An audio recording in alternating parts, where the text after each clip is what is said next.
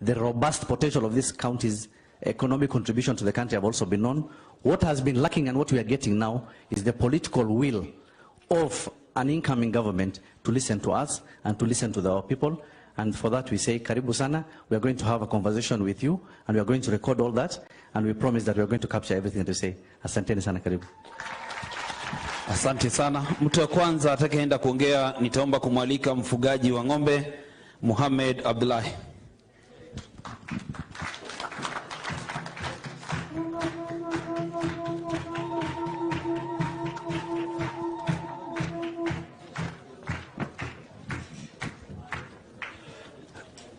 Chief guest, His Excellency Deputy Governor Dr. William Ruto, Deputy President Dr. William Ruto, members of Parliament present, led by Honorable Aden Duale, Governor's parent, Major Deko, all the members of the County Assembly present, distinguished guests, ladies and gentlemen, Assalamu alaikum.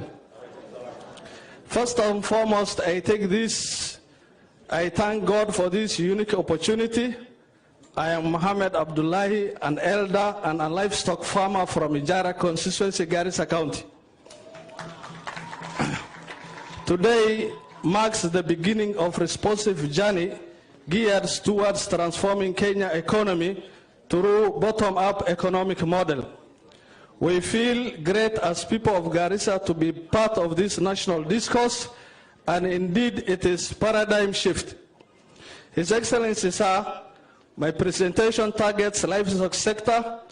As you are aware, northern Kenya is the epicenter of livestock production, and the sector contributes 12% to the national GDP. We as pastoralists, we are proud of our livestock rearing enterprises, and we cherish with a lot of zeal. That said, I wish to highlight the challenges and the interventions we consider as high priority in order to inform policies and decision making. The challenge number one is livestock disease outbreak. 2, we have droughts and related climate change effects, lack of livestock marketing system, land degradation and declining of pasture resources, poor genetic potential of our indigenous cattle breed. Those are the challenges. The priority interventions that we consider as people of Garissa County is number one, establishment of livestock marketing board at the national level. We feel that there is no board to take care of issues of livestock. We have the tea board, we have the coffee board, we have the pyridine board, etc. But livestock at the national level, we need to establish that marketing board. Secondly, we feel that there is a need to create disease zone to enhance the quality of our products, livestock product, and enhance also disease surveillances. Thirdly, we are asking for adequate appropriation of funds at the national budget for livestock offtake and restocking in order to caution our farmers during the drought. Fourth, we are asking for strengthening of this drought resilience program and projects to complement partners and county interventions. Fifth, we are asking for establishment of a modern abattoir.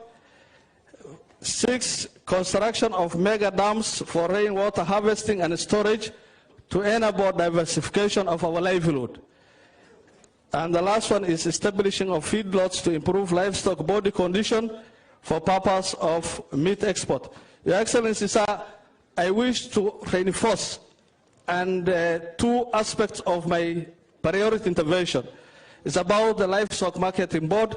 It's something that we are feeling is a gap missing. And also the issue of harnessing rainwater, because we get a good rain and 70% of the rainwater end up in Tana River. If we harness the rainwater and construct mega dams, we can be able to integrate our livelihood and diversify so that we can have a small scale farming. At the same time, we can have adequate water for our livestock to caution them during drought, and at the same time, it will improve nutrition and livelihood. With those few remarks, I wish you the best in your endeavors. Thank you very much. Thank you very much, Mr. Abdullahi. I want to just seek a clarification on what you have said. On the matter of the disease-free zone, it is a subject that can be tackled between the county government and the national government so that we can set aside land that can be used for this purpose. What are your ideas on this disease-free zone? What would you want it established county by county, sub-county by sub-county, or what do you think what form would it take? Well, ama tuongee Kiswahili ndio wengine. No, it's okay. Yeah. Well, it can be even a regional initiative, so that we have issues of importation. We have the potential in terms of the livestock numbers, but you see, our meat is not meeting the international standard. Yeah. So, if we get the disease-free zone established, we'll be able to take care of the quality, and we'll be able to access international markets. Thank you very much. Thank you very much. One more question. On the subject of the breed of the mbegu ambayo mnatumia kwa mifugo. Tuko na mpango wa serikali ambayo tayari tumetengeneza bull station ambayo inaweza kutusaidia na mbegu. So wakati umezungumzia mambo ya mbegu, ulikuwa unasema pengine mnahitaji mbegu ikuwe improved, iwe yenye iko na nyama zaidi, ama iwe combined, iwe na nyama na maziwa, ama hiyo sehemu umenasema ya mbegu ulikuwa una mawazo gani? Your Excellency, when I was talking about the livestock breed, I was having in mind issues related to improvement of the breed in terms of production, milk and meat. So that was the idea? Yes, that was the idea. Finally, on the subject of offtake, livestock offtake, what challenges muko na matatizo gani? Pengine niseme kwa Kiswahili ndio watu wengi wasikie waelewe, na kama hata wewe unaweza kujaribu Kiswahili ingekuwa vizuri. Tuko na wamama wengi hapa pia wangetaka kusikia mambo hii inaendesha namna gani. Kwa mambo haya ya livestock offtake, unasema saa zingine serikali inachelewa na pesa ya kununua mifugo wakati ya kiangazi, lakini vile vile wafugaji pia na wao sijui kama wako tayari kuuza mifugo yao kabla kiangazi haijafika. Unajua mimi ni mfugaji pia, na mimi najua kuuza ng'ombe si kazi rahisi. Unapigana kabisa kuamua vile kama utauza ama unaamini tu tungoje kidogo, pengine mambo ikawa mzuri alafu mwisho inaharibika. So tutafanya nini kuhakikisha kwamba serikali tukichukua nafasi yetu kusema ya kwamba tuko na pesa ya kununua ng'ombe, tutafanya nini ili wafugaji pia wawe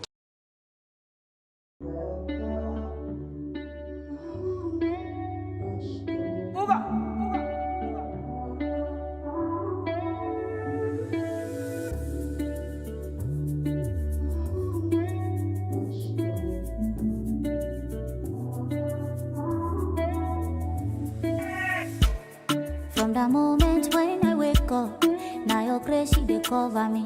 Oh, yeah. When I come out, when I come back, Aburelo Bono. When I'm walking, now your favor follow me. See nothing when you don't fit to me, no got another plan but you. Yeah, yeah. Kinima, fi son, waiting I go pay for your love in my life. Okola wale, mbaba kola wale mi.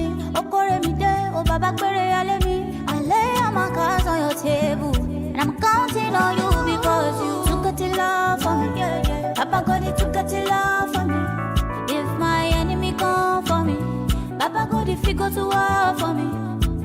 It took a till love for me, oh. Papa God, it took a till love for me. Yes, he opened the door for me. Papa God, it took a till love for me. Yeah, yeah. No be said since never had oh, but you give me my testimony. Even though some days I'm sad oh, sorrow me die oh, Papa. Okwe mi go do, oh judge money oh my do be. All I walk over now you get the kokoro. Kinima fi song oh re re la ye me. But tonight go pay for your love in my life. Okola wale do mare kola wale oh. Okore mi de oh baba kwere ale mi. I lay all my cards on your table and I'm counting on you because you took a till love for me. Yeah, yeah. Papa God, he took a till love for me. If my enemy come for me, Papa God, if he go to war for me. It took a till love for me, oh. Papa God, it took a till love for me. Yes, he opened the door for me. Papa God, it took a till love for me. Yeah, yeah. Kinima for some. Lie me, oh. I don't feel pay for your love. Just wanna say thank you, God. Baba me, oh, whatever we can.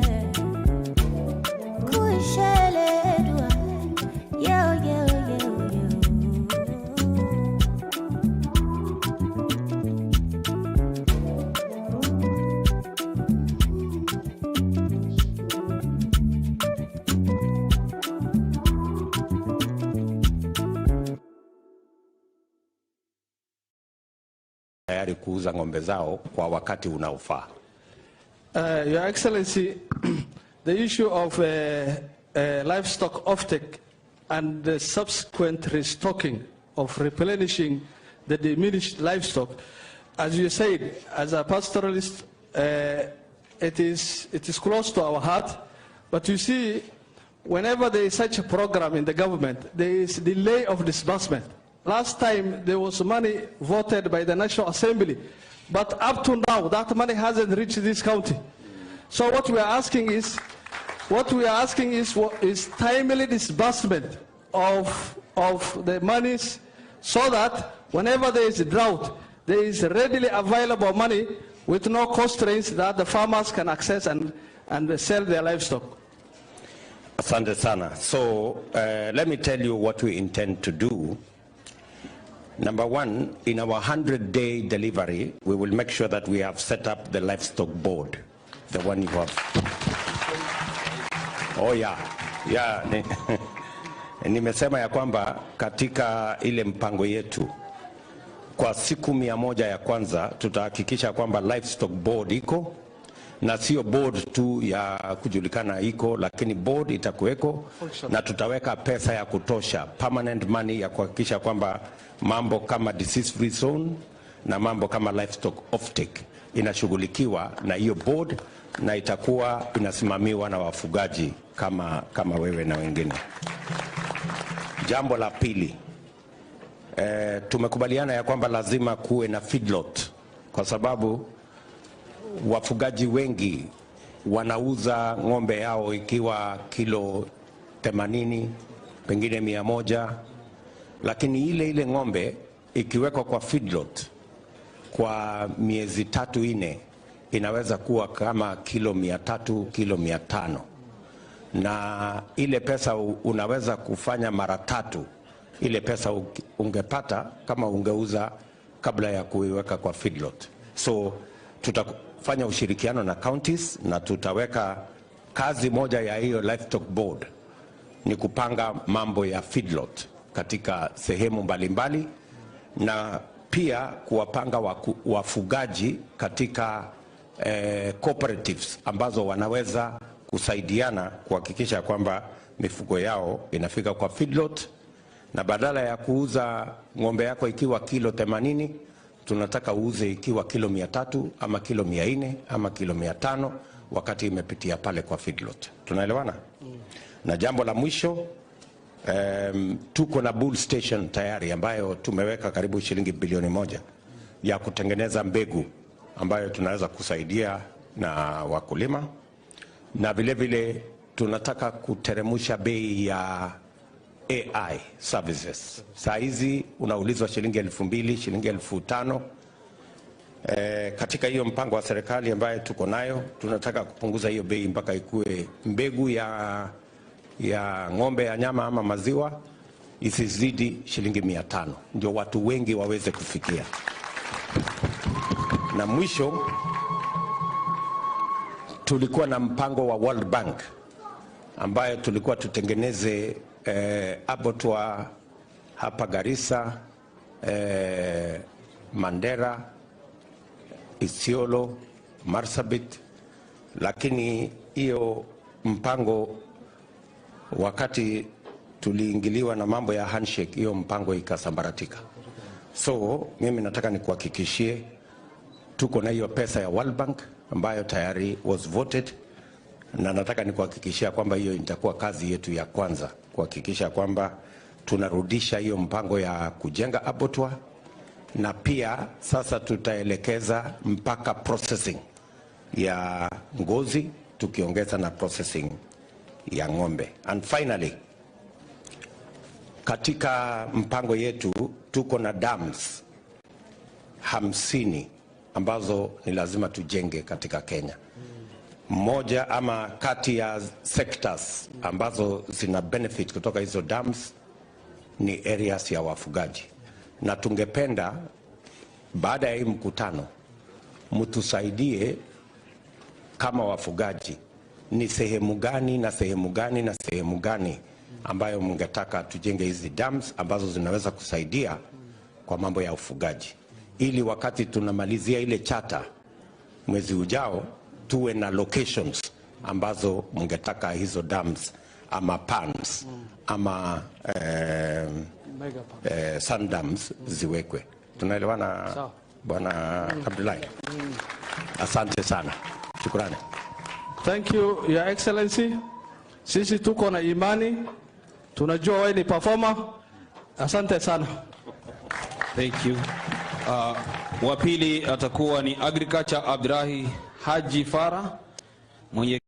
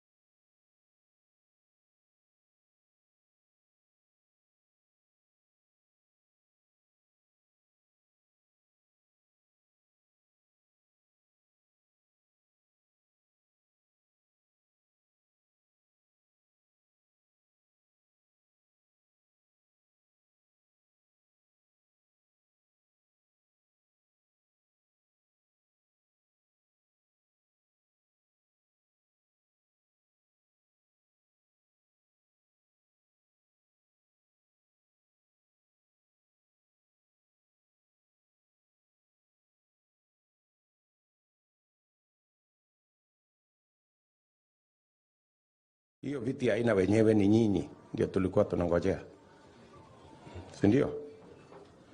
So hii mkutano kama hii tumefanya tayari, tumefanya mikutano kama haya kuanzia mwaka uliopita katika counties zetu, sasa inakaribia 30. Tutafanya leo ya Garissa, tutafanya kesho ya Wajir, tutafanya kesho kutwa ya kule Mandera, tumeshafanya ya Kilifi, tumefanya ya Mombasa, tumefanya ya Busia, sehemu nyingi, tumefanya ya Kiambu. Na hiyo kazi yote tunafanya ni kwa sababu tunataka tukubaliane na wananchi wa Kenya katika kaunti yao. Priority, ile mambo wangetaka ishughuli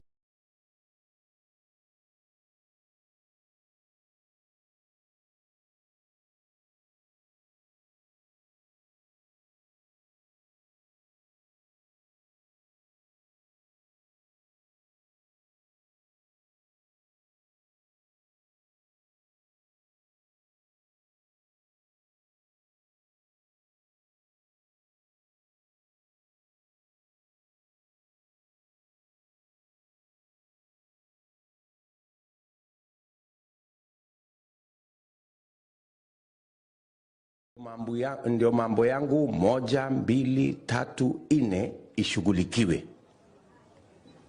Sijui kama tunaelewana. Tunaelewana? Hiyo ndio kiini na maana ya sisi kuketi hapa leo.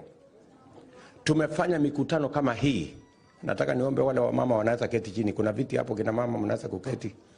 Hiyo viti haina wenyewe, ni nyinyi ndio tulikuwa tunangojea. Si ndio? So hii mkutano kama hii tumefanya. Tayari tumefanya mikutano kama haya kuanzia mwaka uliopita. Katika counties zetu sasa inakaribia 30. Tutafanya leo ya Garissa, tutafanya kesho ya Wajir, tutafanya kesho kutwa ya kule Mandera, tumeshafanya ya Kilifi, tumefanya ya Mombasa, tumefanya ya Busia, sehemu nyingi, tumefanya ya Kiambu. Na hiyo kazi yote tunafanya ni kwa sababu tunataka tukubaliane na wananchi wa Kenya katika kaunti yao. Priority, ile mambo wangetaka ishughulikiwe na serikali yao, mambo yao ya ufugaji.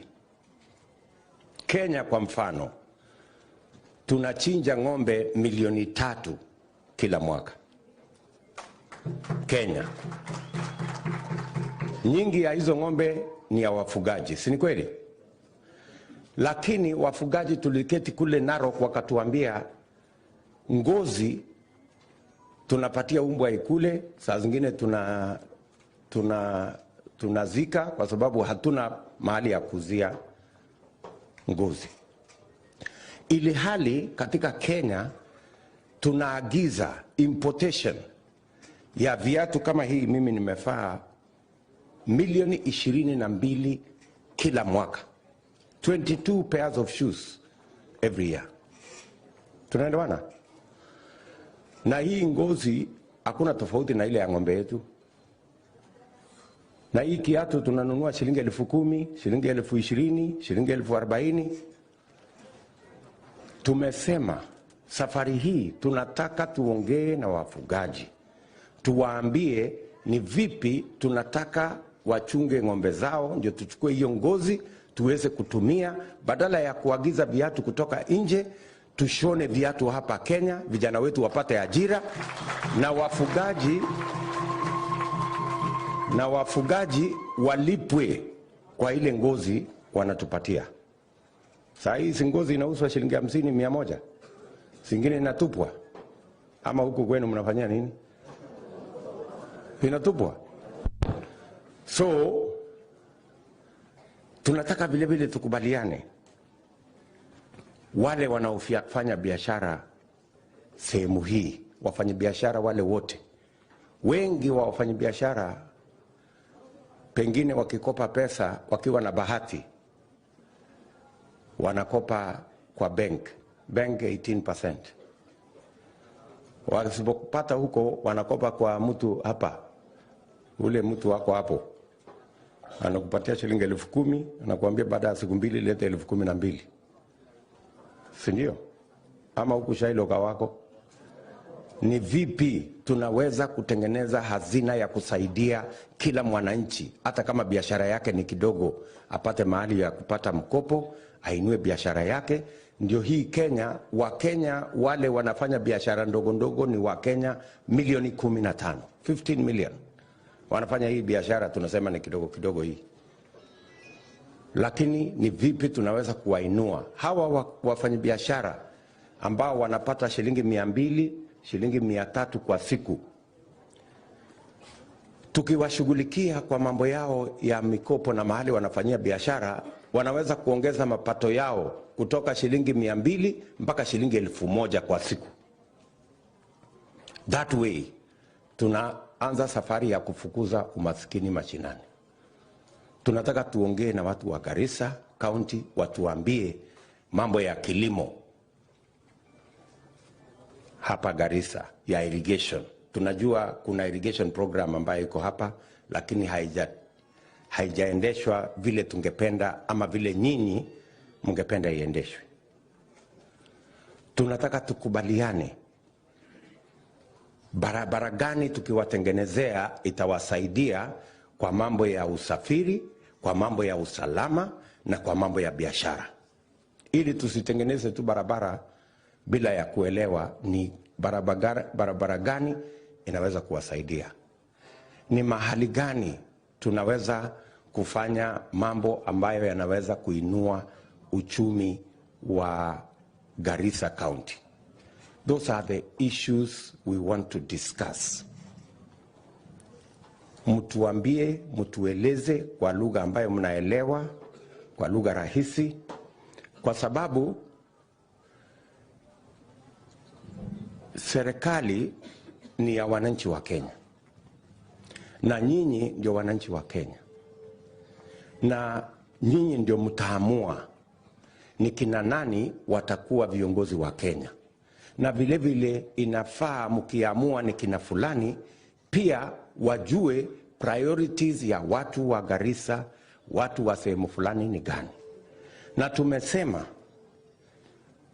kama Kenya Kwanza, chama yetu ya UDA tukiungana na wale wengine, tumesema mwaka huu tutaandikiana mkataba. We will sign a charter with the people of Garissa County. Watu wa Garissa County waseme tunawapigia kura, lakini tunataka barabara kutoka hapa mpaka pale, weka sahihi. Haya, tunataka maji itoke hapa mpaka pale, weka sahihi.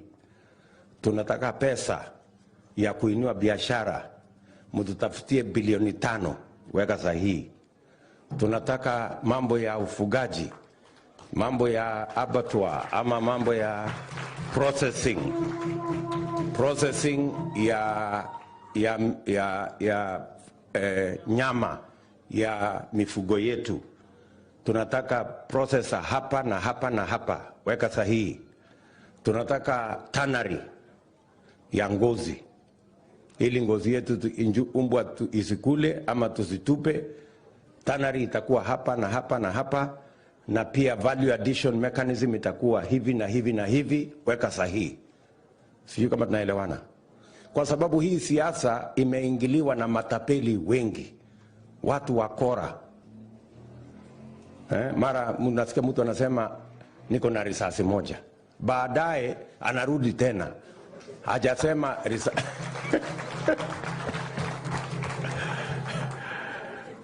hajasema hii risasi iliongezeka siku gani na ilikuwa imebaki moja siku ile. Mara anakuja hapa kelele tibi mtialala riaush, anaenda unapiga kura, mwisho ujui ulipiga kura kwa sababu gani. Ama namna gani jameni? Tunaelewana? Si ndio Kenya tumezoea kila siku? So sisi tumesema, kwa sababu ukiona historia ya hawa watu wengi ni historia ya utapeli. Anadanganya huyu leo, anadanganya huyo kesho, anadanganya ule kesho, niunge mkono leo, nitakuunga kesho, nifanye hii leo, kesho. Mwisho ni msururu ya watu waliotapeliwa. Na mimi nataka niwaulize nyinyi watu wa Garissa, kama mtu anaweza kutapeli kiongozi mwenzake, wewe mwananchi uko na bahati kweli na mtu kama huyo? Si lazima tuambiane kweli. Ndio tumesema lazima tuondoe kabisa utapeli kwa hii siasa ya Kenya. Na njia ya kuondoa utapeli ni kuhakikisha kwamba kila kiongozi awaeleze ni mambo gani mkubaliane, ili wakati mnaenda kupiga kura unajua napigia kura hasla kwa sababu mimi watoto wangu watakuwa na bima ya afya ya NHIF. Na isipokuwa uko na maswali ya kuuliza ama namna gani? Tunaelewana? That's what we want to do. Ndio mnaona kwa hii Garissa county kuna watu wachache. Sisi wote tumekuwa na nafasi ya uongozi, lakini kuna watu wachache wanaweza kusema wamefanya nini kwa hii Garissa county. Ni kwa sababu ya hiyo siasa ya hewa na ukora ambaye lazima tuondoe ndio Kenya iweze kwenda mbele. Tunaelewana? So mimi nawashukuru sana. Tutachukua muda wetu, tutaketi hapa na tunataka tuwasikize. Leo nyinyi ndio kusema, si ndio? Mtuambie tunataka hii, watoto wetu, mpango ya watoto wetu kupata ajira ni gani? Tusiwe tu tunaongea vijana iko shida ya ajira, na usemi hii ajira itatatuliwa kwa njia gani? There must be a plan. Ama namna gani? Nilisikia ule rafiki yangu juzi alikuwa huko Bungoma ati akasema shida ya Kenya ni ile ya 1963, sijui ujinga, umaskini, sijui nini. Mimi nauliza nyinyi watu wa Garissa, bado kuna watu wajinga hapa Garissa? Kuna mtu yote mjinga hapa Garissa? Si watoto tumewasomesha dunia mzima. Wote wako na certificate, wengine diploma, wengine degree. Shida ya Kenya saa hizi si ujinga, ni ajira na biashara ya hawa vijana waweze kukuza taifa lao. Na unajua kama mtu hata aelewi shida ya Kenya ni nini, atapata njia ya kuitatua kweli? Si hiyo yote ni guesswork. So lazima tukubaliane ni vipi tunataka tuende mbele tukiwa pamoja. Sijui kama mmenielewa watu wa Garissa. Mmenielewa? Sasa nyinyi tumekuja hapa kuwasikiza. Tuko na technical team yetu. Tumejenga team kubwa inaongozwa na yule anaitwa Professor David Ndii na watu wengine karibu 25 wasomi wa mambo ya uchumi, ambayo hii nakala yote ya mambo tutasema hapa leo na zingine tutaenda tuitengeneze iwe charter na iwe priority ya watu wa hapa Garissa. Tutarudi hapa tena sasa tukuje tu sign hiyo charter na viongozi wenu na watu wa Garissa. Ndio wakati unaenda kupiga kura, unajua unapiga kura kwa sababu gani. Usiende tu kupiga kura kiholela. Sijui kama tunaelewana. Kama mungekuwa wa Kristo ningewaambia kitu kimoja, lakini wacha niwaambie kwa sababu ni mfano. Unajua Yesu alikuwa na wale disciples wake 12. So our disciples wengine walikuwa wavuvi, wengine walikuwa nini, wakawacha hiyo kazi yao wakakuja kuandamana na Yesu. Ndio walikuwa watu yake ya kusungusha maneno nini. So siku moja kwa Mathayo 17 mstari wa 29 hawa disciples wa Yesu wakamuuliza, Bwana mkubwa, sasa sisi tuliwacha bibi zetu, tukawacha ile uvuvi tulikuwa tunafanya, na sisi tumekuja kukufuata. Sasa kwa hii safari yako tutapata nini kwa hii safari yako hii? So ule Yesu akawaambia, kwanza mtapata maradufu hapa duniani, na vile vile mtapata uzima wa milele. Kwa sababu kila kitu ni maslahi. Siasa ni maslahi. Usifuate tu mtu hewa bure. Lazima umuulize, wewe hii tunakufuata yote mwisho sisi tutapata nini kwa hii kufuata wewe? Ama namna gani? Kwani unafuata tu mtu? Siasa hapana urembo, ati unafuata mtu kwa sababu ni akona sura akona sura mzuri. Sijui kama tunaelewana. So politics is about interest. Sindio? It's about interest. What is your interest? Unataka mambo yako yapi yawe katika ile mpango ya maendeleo. Ndio usipige tu kura kwa sababu umesikia wengine wanapiga kura, ama upigie mtu mwenye ambaye hana interest yako. Yale mengine tutaongea baada ya hii mazungumzo, lakini niliona niwafungue ya muelewe tumekuja hapa kufanya nini. Ndio pia kila mtu akipata nafasi ajieleze vizuri. Na hii ni mkutano yenu, tutawasikiza kwa makini. Tuko na watu wa kunakili everything you're going to say. We have people who are going to record, and we are going to make sure that we reduce it into a charter that we are going to sign with the people of the great county of Garissa. So, asanteni sana, na sijui kama mmesikia vizuri nimesema siasa ni maslahi. Yes, kama naitwa maslaha. Siasa ni interest. Kama mtu hana interest yako na unampigia siasa na unampigia kura, wewe unajidhulumu. Sindio? Yes. You are working against yourself. Na hiyo kwa Kiswahili rahisi inaitwa ujinga.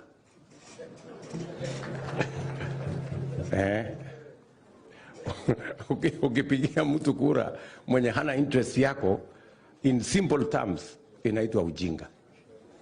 Ni mnanielewa? Nataka nikuulize wewe mtu ya Garissa.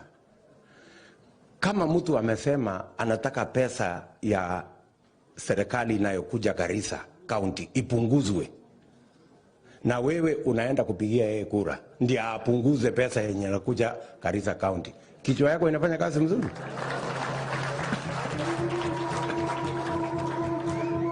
I mean, it is as simple as that. It's straightforward. Sijui kama tunaelewana. So, wacha niwachie hapo. Tumekuja kuwasikiza, and we are all going to be attentive. Asanteni sana. Bilioni 100 ya Kenya mzima ya kusupport hiyo mambo ya agro processing, value addition, manufacturing, that whole sector. Na that is at the heart of our plan.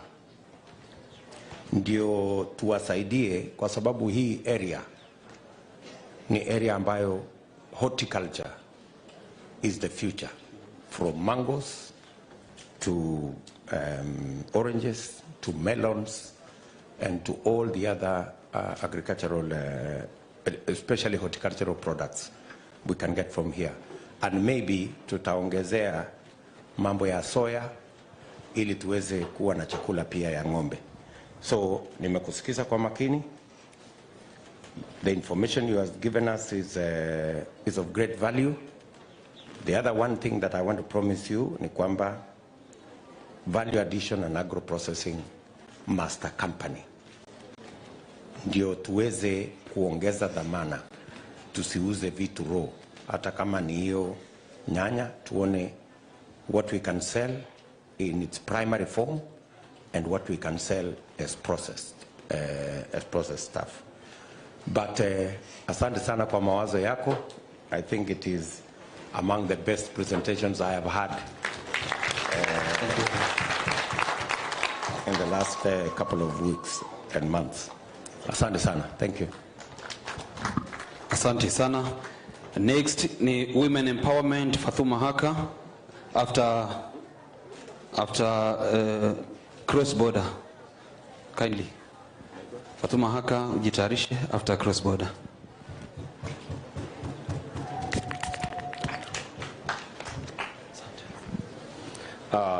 His Excellency the Deputy President, Honorable Duale, Major Deko, all leaders, wananchi, all protocol observers, Assalamu alaikum. Your Excellency, today I'm very happy. I thought this was a forum only to realize that this was a conversation. And it is the first time.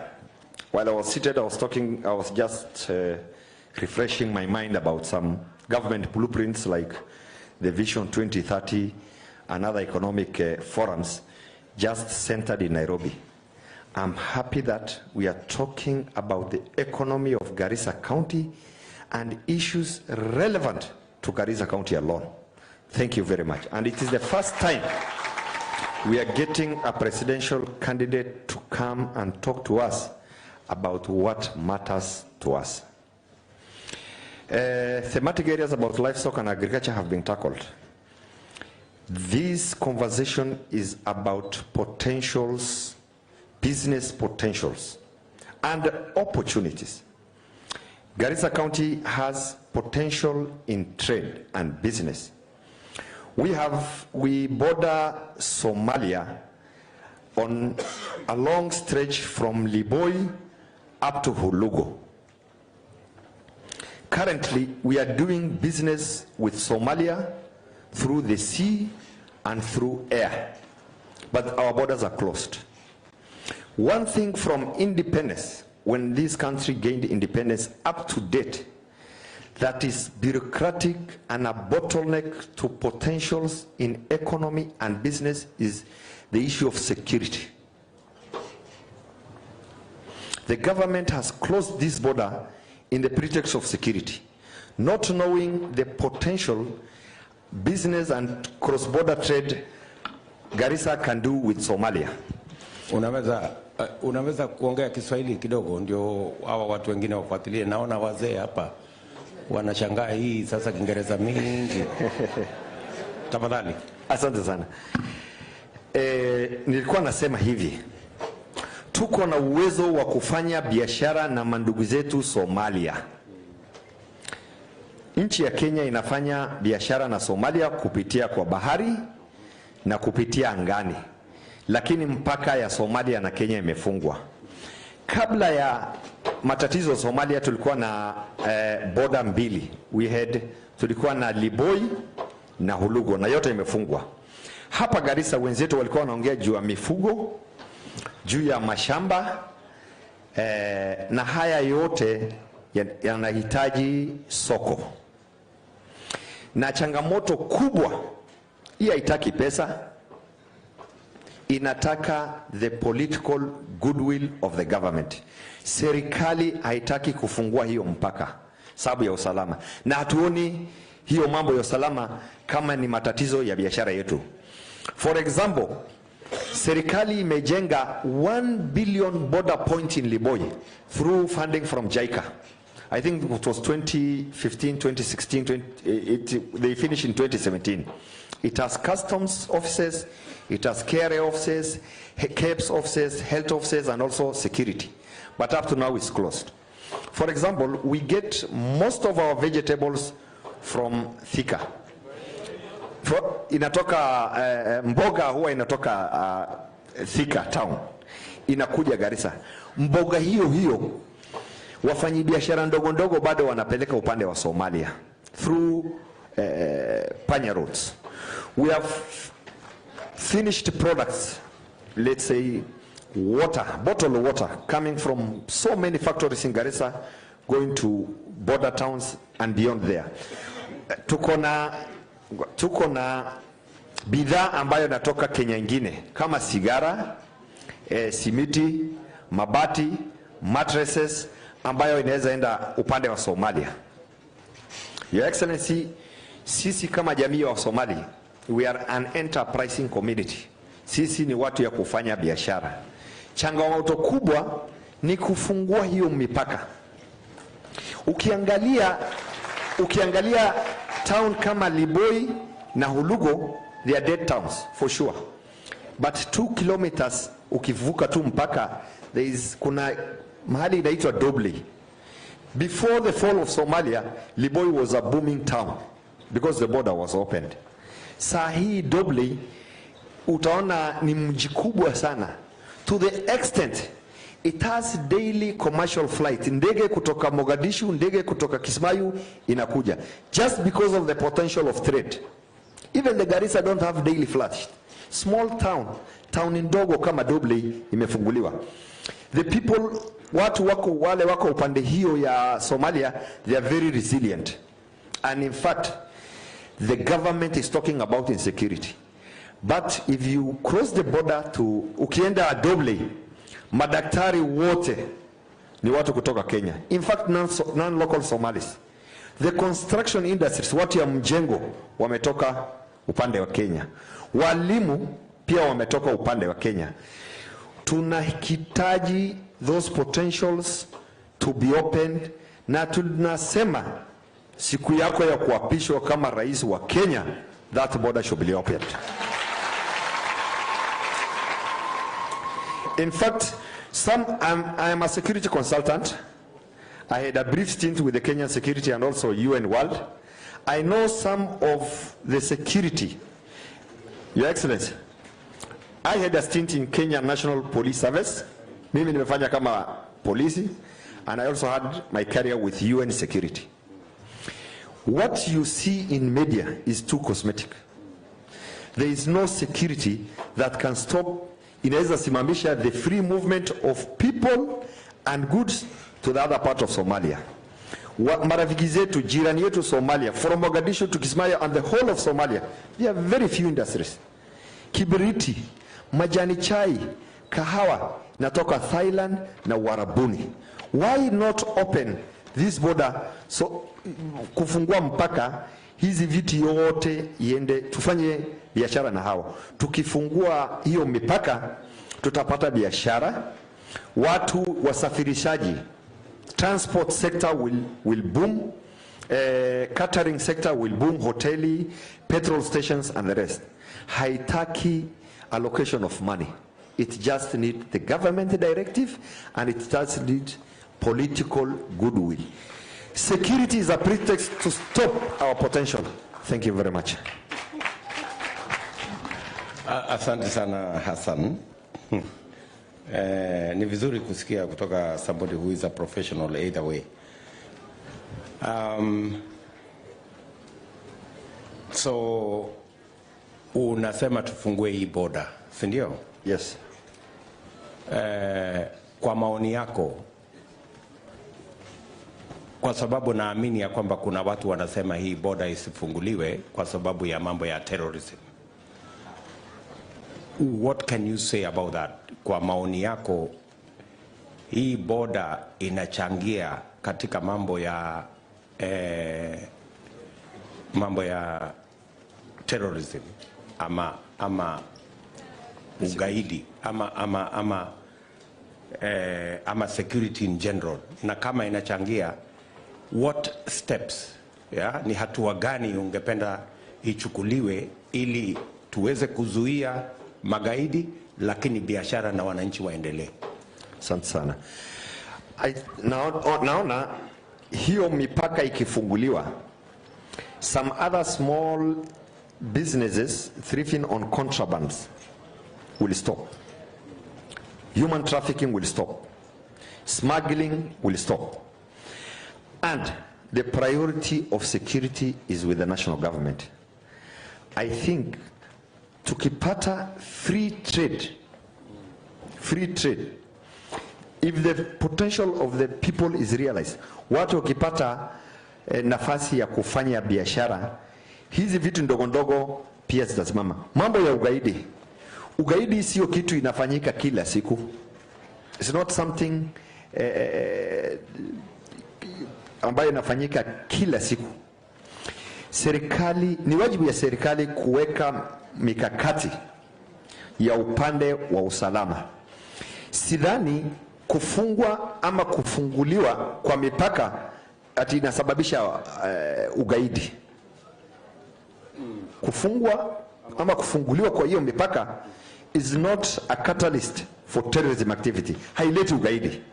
In fact, when people are idle, a town is desolate, your town ya Liboy and everything is idle, that is when some issues about criminality will arise. Lakini ukifungua mipaka, sidhani inaleta ugaidi, lakini najua kufunguliwa kwa mipaka itasimamisha hizi biashara haramu zote, hata hii ya human trafficking, drugs, smugglers, all of them. At least tutapata free and legal trade. Sijui Hassan kama unajua, tulijaribu kujenga fence. Sijui uliona hiyo fence mahali? The most awkward, sijaiona. Niliona hii ya kuku hapa Mandera. Fence ya kuku in Mandera. Nawezaje kusema ni ya kuku na tumetumia pesa nyingi?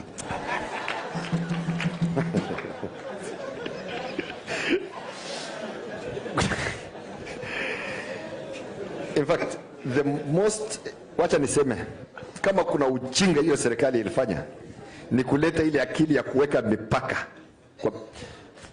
na kusimamisha watu kuonana.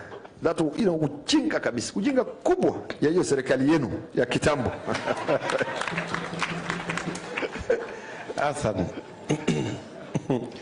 Hassan, wewe utawacha matusi kwa sababu pole.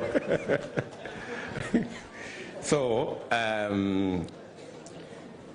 nimekusikia, mawazo yako ni mazuri na nakubaliana na wewe ya kwamba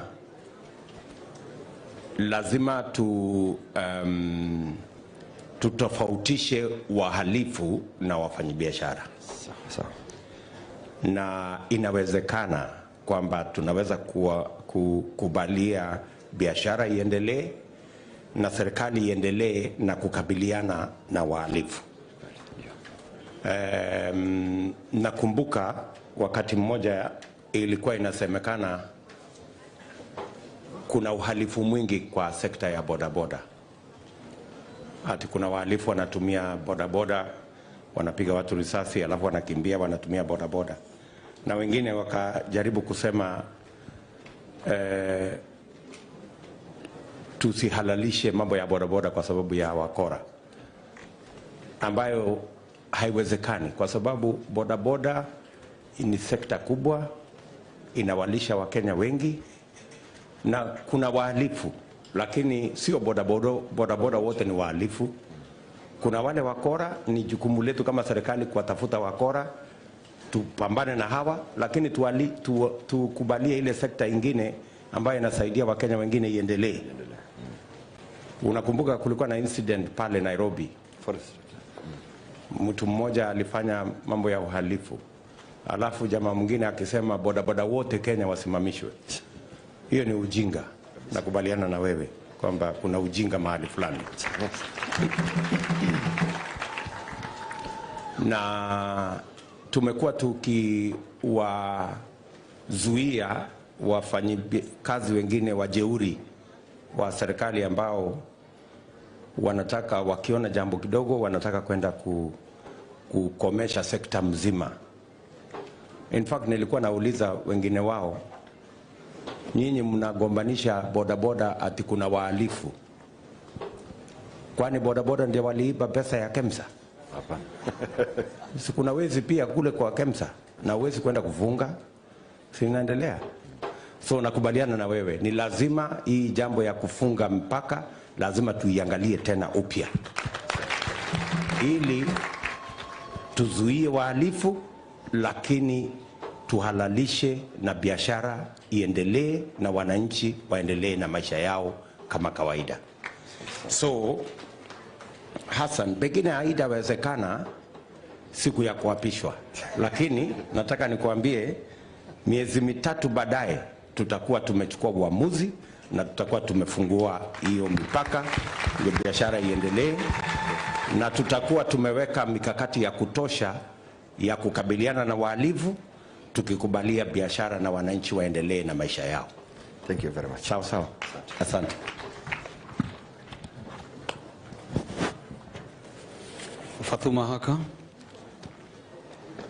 Fatuma Haka represents women empowerment.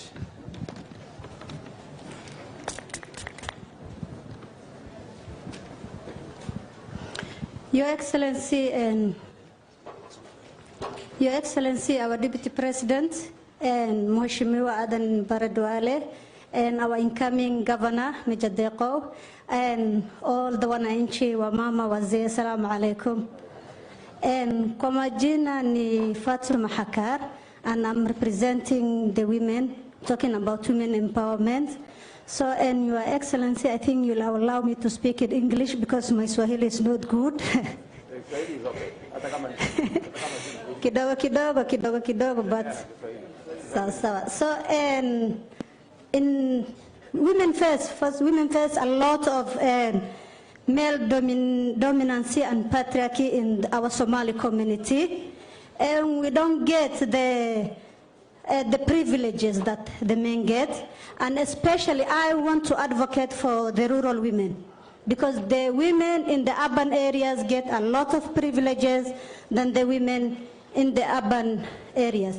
Because the women in the urban areas, they are educated, they can at least do, what do you call, small businesses, mama mboga and everything else. Lakini wamama kutoka huko mashinani, first of all, they are uneducated, hawana masomo. And the other thing is they don't have the basic skill.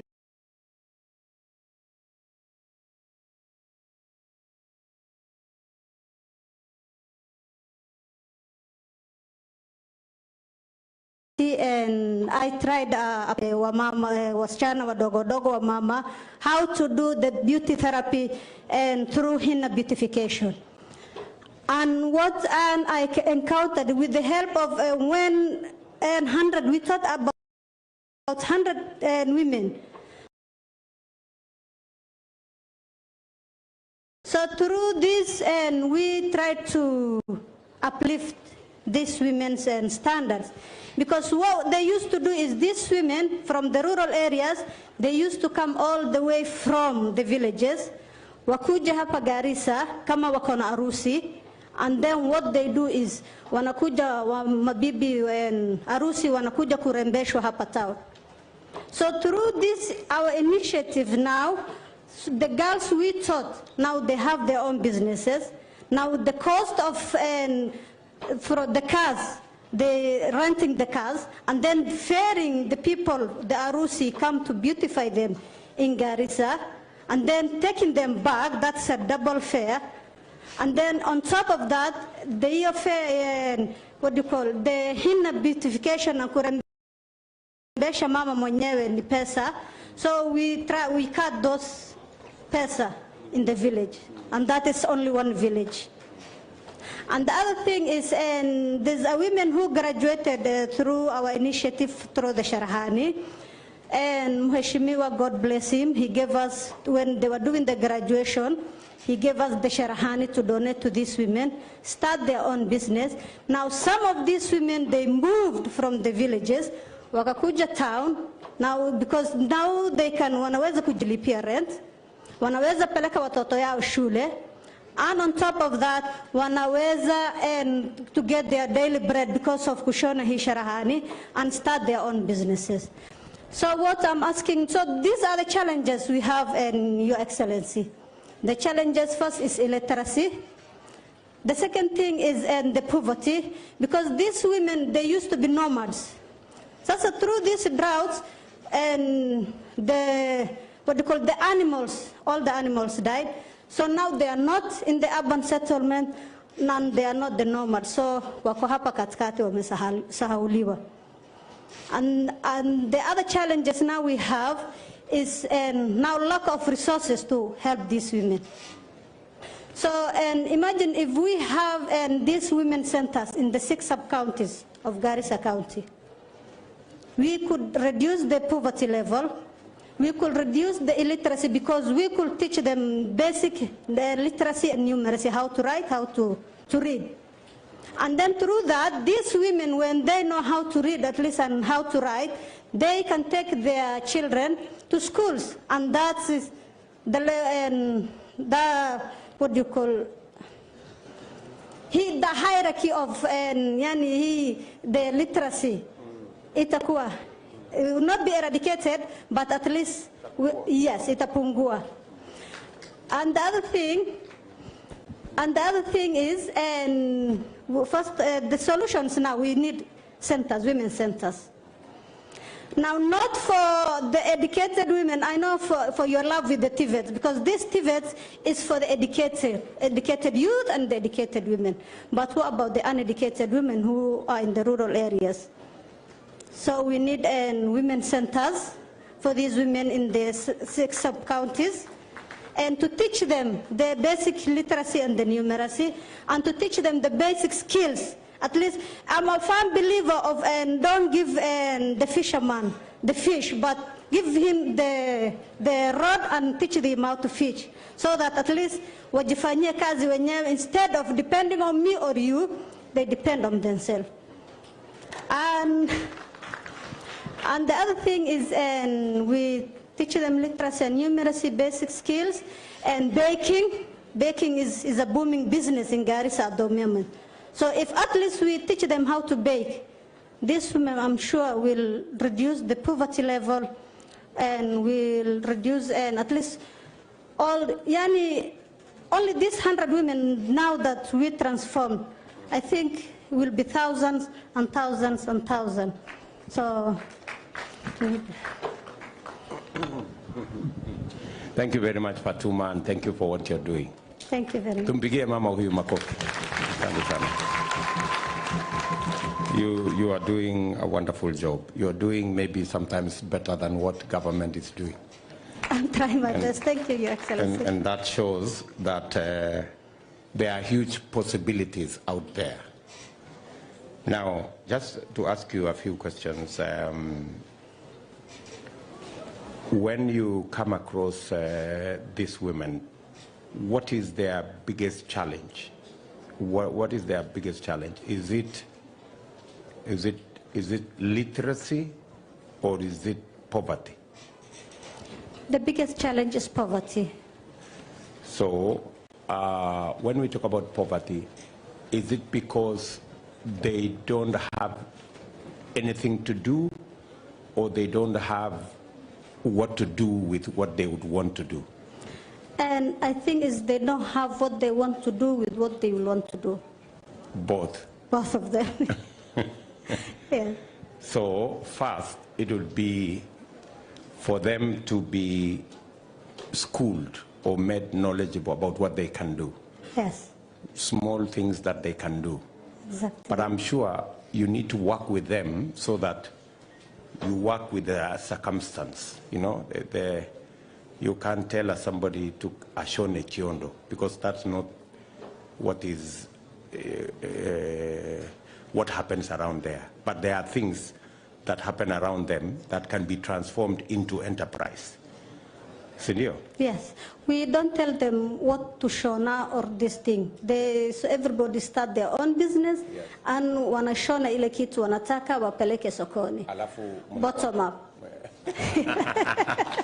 Alafu mnawaunga mkono, mnawasaidia. Yes. So, two things.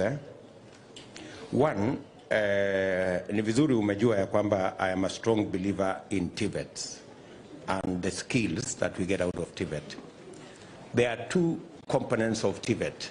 Pengine haijaelezwa sana na pengine watu wengi hawajui. TVET ile tumetengeneza kwa kila constituency, tumewapatia pia sheria inawaruhusu waweze kwenda kufanya outreach. Tunaweza kutumia ile TVET kwa ile skills ya baking, kwa ile skills wanaweza kwenda kufanya kazi hiyo katika vijiji, you know? Yeah. Na kuna kitu pia inaitwa recognition of prior acquired skills. Unajua kuna mtu mwenye tayari ameelewa kufanya jambo fulani, kama hata hiyo baking. Sasa ni ile tu kusaidiwa kuielewa vizuri na apatiwe hati ya kusema this person is qualified to do this. They don't have to be, sio lazima wajue Kiingereza, bora wanajua ile kazi baking. Hata kama ni kwa Kisomali wanapatiwa certificate kusemekana huyu mtu anaweza ku bake cake. Sio lazima ajue Kiswahili ama hata Kiingereza. Yes. Si ndio? Kwa sababu baking haifanywi kwa lugha yoyote. You know, baking is skill. Yes. You know, you don't have to speak to the skill. Exactly. And you can acquire that skill not in any particular language. Yes. Tunaelewana? Tunaelewana. So we should be able to do that. And then number two, tunajua changamoto kubwa sana ya wamama katika kiwango hiyo ni mahali ya kupata pesa ya kuinua ile biashara kidogo wanafanya. Yeah. Si ndio? Yeah, exactly. Na umesikia tumesema kama Kenya Kwanza, mbali na pesa ya CDF ambaye ni kama milioni 120 kwa kila constituency, right? Milioni 100 kwa kila constituency. Kuanzia mwaka huu serikali yetu mpya ya Kenya Kwanza, mbali na milioni 120 ya CDF ya kujenga shule na kulipa basari, tunaweka pesa ingine milioni 150 kila constituency kila mwaka ya kuinua biashara ya hawa watu wote wa chini, wakiwemo wa mama wako. 150 million shillings every year ya kuinua hiyo biashara, na hiyo pesa itakuwa haina interest. Unapatiwa, unafanya biashara naye, mwisho unarudisha, mwingine anapatiwa namna hiyo, na ukipima hiyo pesa itakuwa karibu shilingi milioni 40 kwa kila ward. Na tumesema hiyo pesa isipatianwe huko kwa county ama isipatianwe kwa constituency, ipelekwe kwa ward. Thank you. Ili sasa wamama wako wanaweza kwenda kukopa pale, wafanye biashara, wafugaji kidogo kidogo wakope pale, na tutakuwa tunaongeza kila mwaka mpaka hiyo fund ijae, ifike mahali ambapo kila mtu anaweza kufikiwa. Na tumesema tutacommit 50 billion Kenya shillings every year katika hiyo fund ya kufanya biashara ya micro and small enterprise. Sio kama mnaelewa Mama Fatuma? Yes. Tumeelewana? Yes. So pale sasa ndio tutaconnect ile kazi unafanya na msaada wa serikali kwa wale wa mama, ili hiyo skills unawapatia ya hina, skills ya baking, cherani, wanaweza kupata pesa yao, wanaweza kukopa pesa, wanunue hata hiyo cherani wenyewe na walipe polepole, kwa sababu itakuwa ni malipo ambayo haina interest. Tunaelewana? Ni vizuri sana, that will help. That will help, I'm sure. Yes. So, and it will help tackle issues of women, kina mama, na pia vijana na wale wengine ambao pengine hawajapata elimu sana. Si ndio? Yes, kabisa. Asante sana. Thank you, Excellency. Thank you very much. Next ni small scale traders Doris Wangeshi, alafu atafuatwa na transport Mohamed Gabo.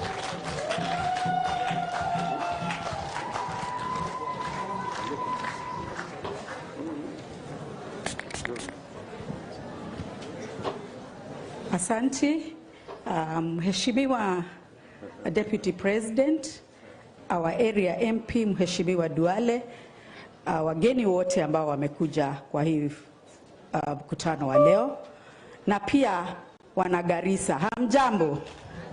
Hamjambo tena. Majina yangu ni Doris Wangeshi na niko hapa kuongea kwa sababu ya wafanyi biashara wadogo. Na nitaanza na changamoto. Changamoto ambazo tunazozipata, Mheshimiwa Rais. Ya kwanza, biashara tumefungua, lakini hatuwezi tukapanua biashara zetu. Ni kwa sababu ya kukosa fedha. Tunakosa fedha za kuweza kuendeleza hizo biashara na kuzipeleka to another level.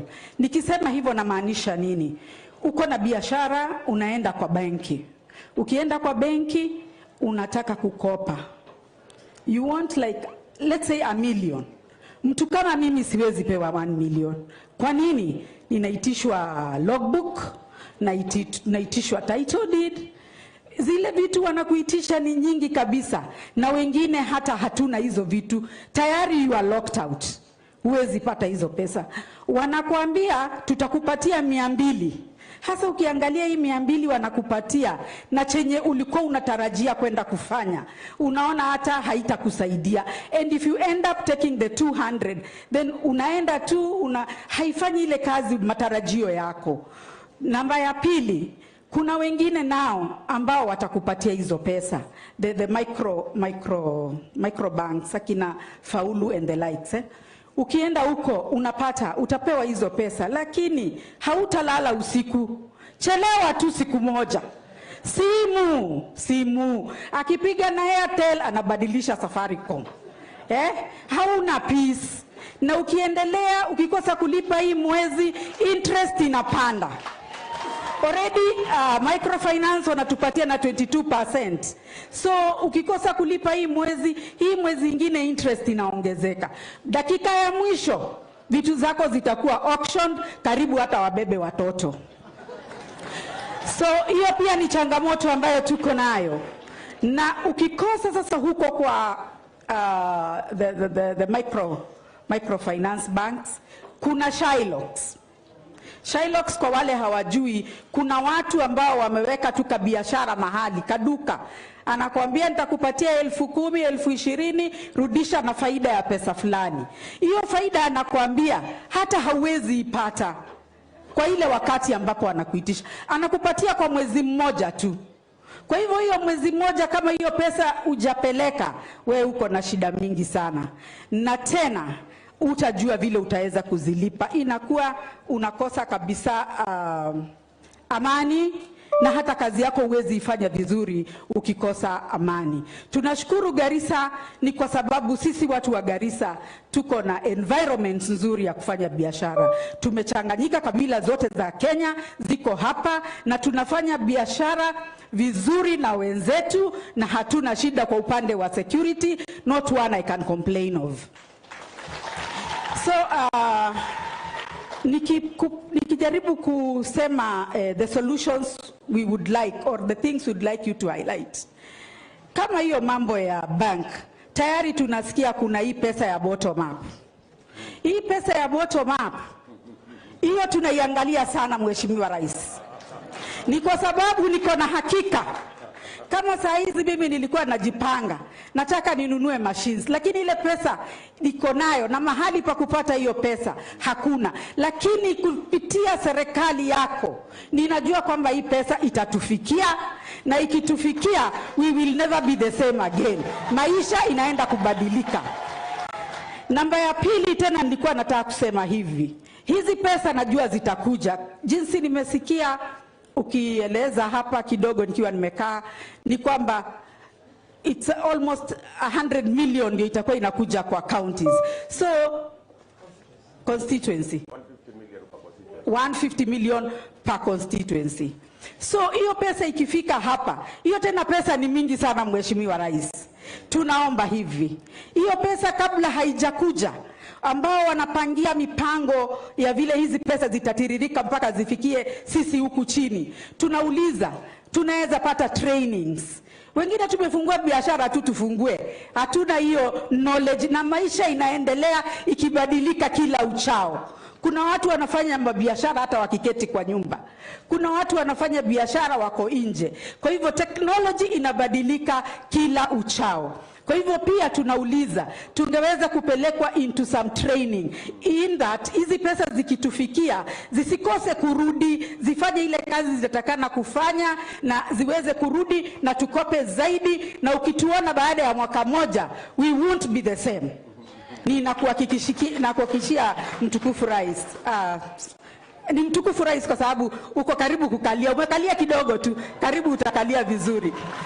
And then there is this thing nilikuwa nataka kuongea about, lakini nimesikia umeitaja about riba. Watu Waislamu na huku ndiko tuko, by the way ama Kikuyu Somali. So watu waje tuko huku hatupendi maneno ya riba, na tunakushukuru sana ni kwa sababu umetoa hiyo riba, na najua pesa ikifika hata ule mama mboga atasema hapana, sichukui hii iko na riba, dini inakata. Pesa tutachukua na tutafanyisha kazi. Asante sana. Asante sana Wangeshi. Nafikiri mambo ningetaka kukuuliza, nafikiri umeeleza vizuri. Pengine tu ningetaka ujue ya kwamba training is a very important component. Na ningependa kuuliza wafanyabiashara wote, njia ya kupata hii pesa kwa urahisi ni kuwa katika kikundi. Unajua mara nyingi unaulizwa security, unaulizwa logbook, unaulizwa title deed.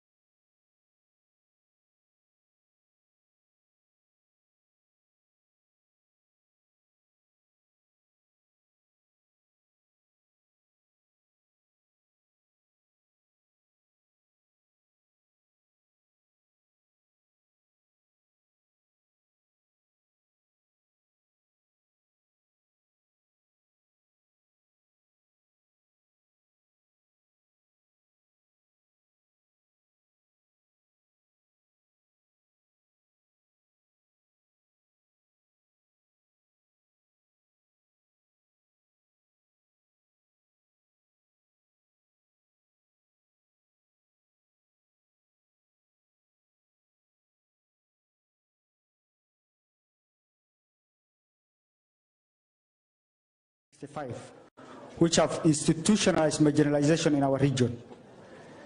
The emphasis on that paper meant that resources were not allocated to our region for infrastructural development. In fact, it's infrastructure that suffered most. Your Excellency, you have been in leadership for quite some time. I'm sure when you have a picture of a Somali, who comes to your mind? Someone who is resilient, loud, aggressive, enterprising, risk-taking. This is the person who comes to your mind, I'm sure. Our people are that in nature. We are enterprising, we are resilient, we are very business-oriented. But the thing that have really lagged us behind is the road infrastructure. I believe of all the other factors mentioned here, if we have the road, if the road network is taken care of, all these other factors will be impacted positively. You understand, Your Excellency, from, I think, independence, the first time we saw tarmac was 40 years later, and it was less than 5 kilometers. We appreciate your role in the Nuno-Mudogashe Road. We also appreciate your role, because you have followed this thing, in this Lamu corridor, even though we are told it is not bitumen standard. So what we will request is that this Garissa is very strategically placed, both in the region and in Kenya. We have the river here. We are, centrally placed when you consider the map of Kenya for other northern Kenya counties. So the sea is here. So if we have a bitumen standard road connecting Garissa to Ijara and Hulugo via Garmagala, and you have one connecting towards Liboye to the Somali border, and to Mandera, and to Siolo, and we have a bridge and a strategic point in Balambala sub-county, like let's say Sekle, to connect us to, Meru, this part of Ukambani. In fact, Meru, ata Ukambani hakuna biashara mingi. Meru, if we can be connected to that, corridor of Siolo, Meru, that thing, it will really help us. And then in this age, Your Excellency, we have places in our county where there happens to be food shortage during rainy season. And our rain is scarce and far apart. And even with that, you will hear when it rains, there are some places that are cut off. So if we can have also a maintenance, program, whereby whenever the rainy season onset, after the rainy season onset, we grade these roads. We have a standby machinery in works or wherever, it will really help. So for me, what I will emphasize is that if there are sectors that have really been marginalized in our county or our region, it's the road sector.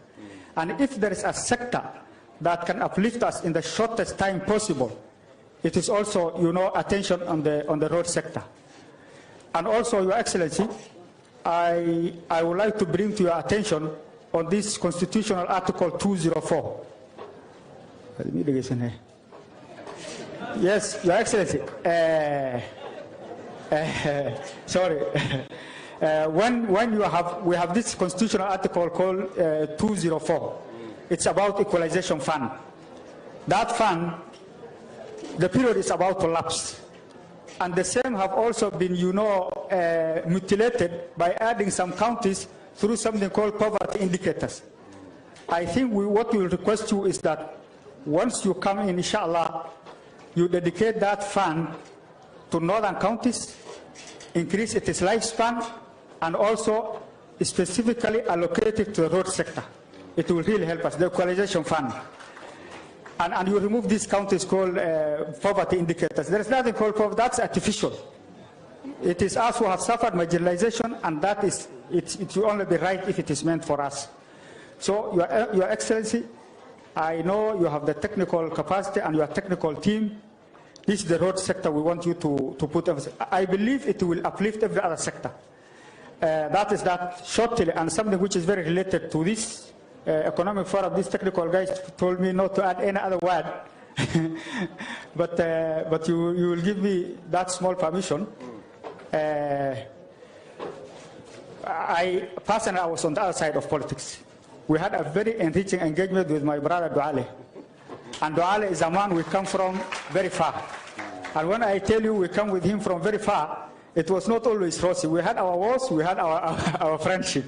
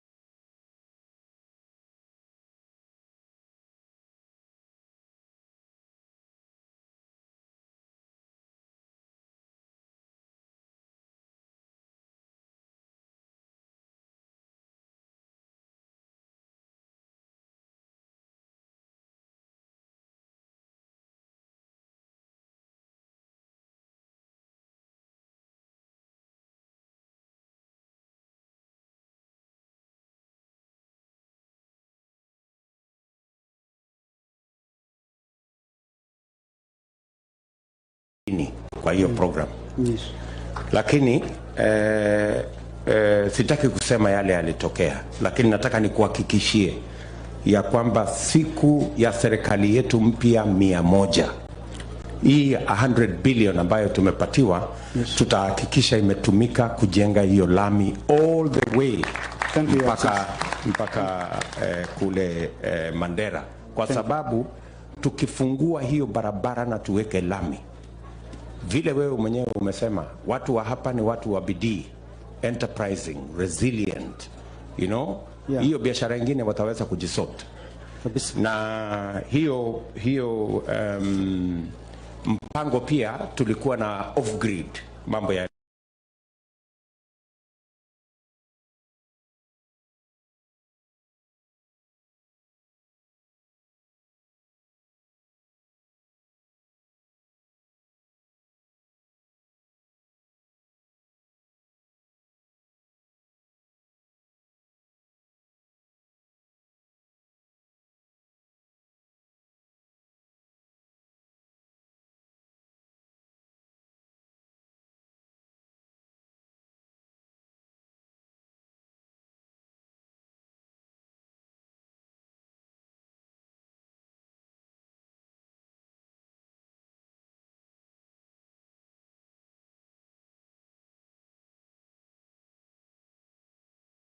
kupindua hiyo pesa wapeleke mahali pengine. Lakini hatutakubali, kwa sababu hii pesa wakati tuliitafutia Northern Kenya. Kule kwangu Eldoret na sehemu nyingine itangoja kidogo, kwa sababu at least tuko na lami. Alafu nikubaliane na wewe mambo ya equalization fund. Mimi nakubaliana na wewe kabisa ya kwamba equalization fund, the original intention was the 14 counties, asal counties. So hii mapinduzi ingine ilifanyika hapo katikati si halali. Thank you. So tutarudisha hiyo equalization fund, tutafute namna ya kuhakikisha kwamba inatumika vile umesema kwa barabara na ukiniruhusu kwa maji. Haya mambo mawili, ili tusichanganye na mambo mengi alafu tena ikapotea, haionekani impact yake inakosa. So tukitumia kwa barabara na maji, tutaweza kuokoa mahali pakubwa katika sehemu hii ya 14 counties za asal areas in our country. Sijui kama hiyo unakubaliana na mimi hapo? Kabisa, Your Excellency. Tuko pamoja hapo? Kabisa. Bas, otherwise Bwana Gabo, mbali na hiyo barabara kubwa ambayo tunapanga kuitengeneza, bado tuko na barabara zingine ambazo zinaendelea za hapa Garissa, za kwenda Masalani na sehemu nyingine katika sehemu hii. We will keep those ones going using GOK funds. But we will make sure that we roll out the big infrastructure program, including the one from Lamu kupitia Garissa kwenda mpaka Isiolo.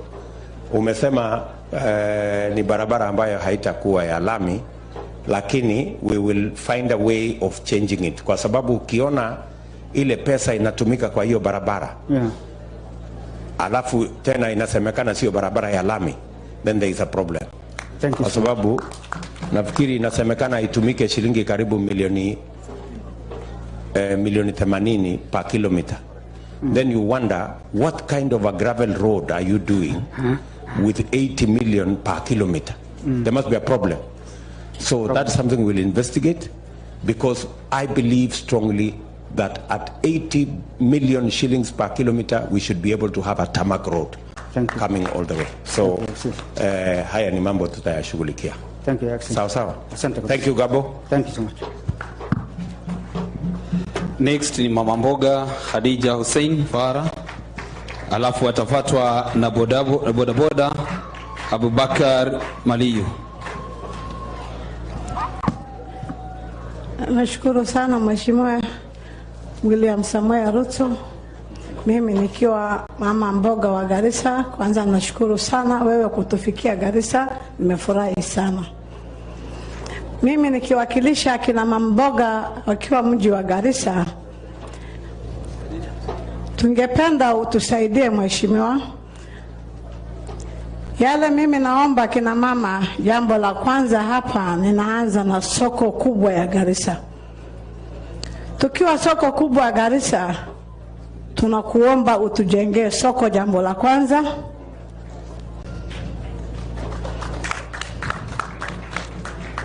Pili, pia tupate ndani ya soko yetu utujengee soko kubwa na utufanyie soko permanent ya Garissa. Tatu, naomba ndani ya soko sisi tunakaa, ndani ya soko kubwa ya Garissa ya mboga hatuna njia za soko. Tunaomba utufungulia barabara, hata soko ikichomeka tupate mahali ya magari ya zimamoto kutuingililia. Pili, utujengee vyoo za soko, hatuna choo za soko paka wa leo. Tatu, ninakuomba Bwana Hasla, leo tumeshukuru, tumefurahi, hatujawahi pata rais mwingine wa kutuhoji kama wewe, vile wewe leo umekuta kutuhoji. Maneno yangu ya nne, tunapenda utuinue kama kina mama wa mboga, tujiendeleze na tusomeshe watoto wetu. Mahali tuko sasa tuko chini, uchumi uko chini, utuinue kama kina mama wa mboga. Tuende tufike mahali wenzetu wamefika. Uchumi wetu uko chini na uko mbaya sana. Kwanza hii mwaka 5 ambayo iliisha tuko chini kabisa. Ya sita, mimi naomba utusaidie kama kina mama. Tumekushikilia na tunakufuatilia paka wale na tutajua tutakupeleka paka State House tukiwa na wewe. Tumeshukuru sana kukuona, tumeshukuru sana vile wewe umefika Garissa na tuko na wewe paka dakika ya mwisho. We are the hustlers like you. Tumeshukuru sana. Haya machache sina mengine. Asante sana Mama Khadija.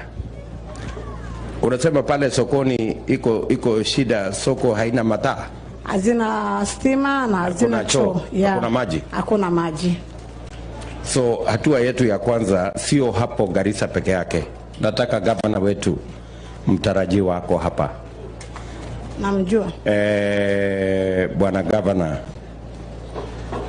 sijui unaweza kumwambia nini Mama Khadija na wale wote wanafanya biashara kama wafanya biashara wa sokoni, kwa sababu mpango yetu kama serikali ya UDA ama Kenya Kwanza ni kwamba kila shopping center, vile tumejenga TVET kwa kila sub county, kila shopping center lazima kuwe na modern market.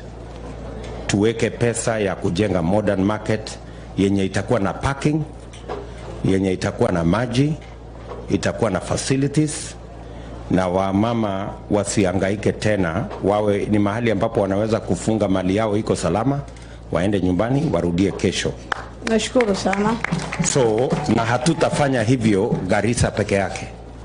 Tunataka kufanya hivyo Masalani, tufanye hivyo Dadaab, Balambala na ile shopping centers zingine ndogo ndogo tunaweza kujenga pia pale soko ndogo.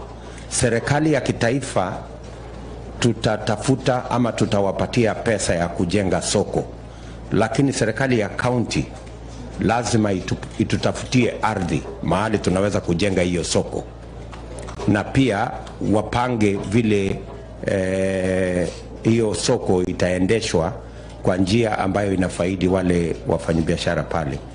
Bwana Deko, unaweza kumwambia Mama Khadija kama utakuwa na mpango ya kutafuta ardhi ili tuweze kukusaidia kujenga hizo masoko, ama mpango yako ni gani? Your Excellency, the biggest challenge and the biggest problem for the Garissa Mugdi market, so unaongea juu ya Sumudi. Naongea kuhusu soko. Sumudi, the biggest challenge is Ashanti. There is no permanent structure in Sumudi, and that's why she was saying tunahitaji tujengewe soko mpya. So one of the priority areas tutafanya is to arrange with them, sit with the market vendors at Sumudi, tuone vile tutaweza jenga a new market, a permanent structure ambayo ziko na toilets vile aliuliza, sitima, so that they can also trade in the evening and their produce inaharibika within a short period of time, because the area is a very hot area. Some of these goods are perishable. So inshallah, with your support from the national government, we will see to it that in the 5 years of your government and my team and my county government, we will support each other so that we help them.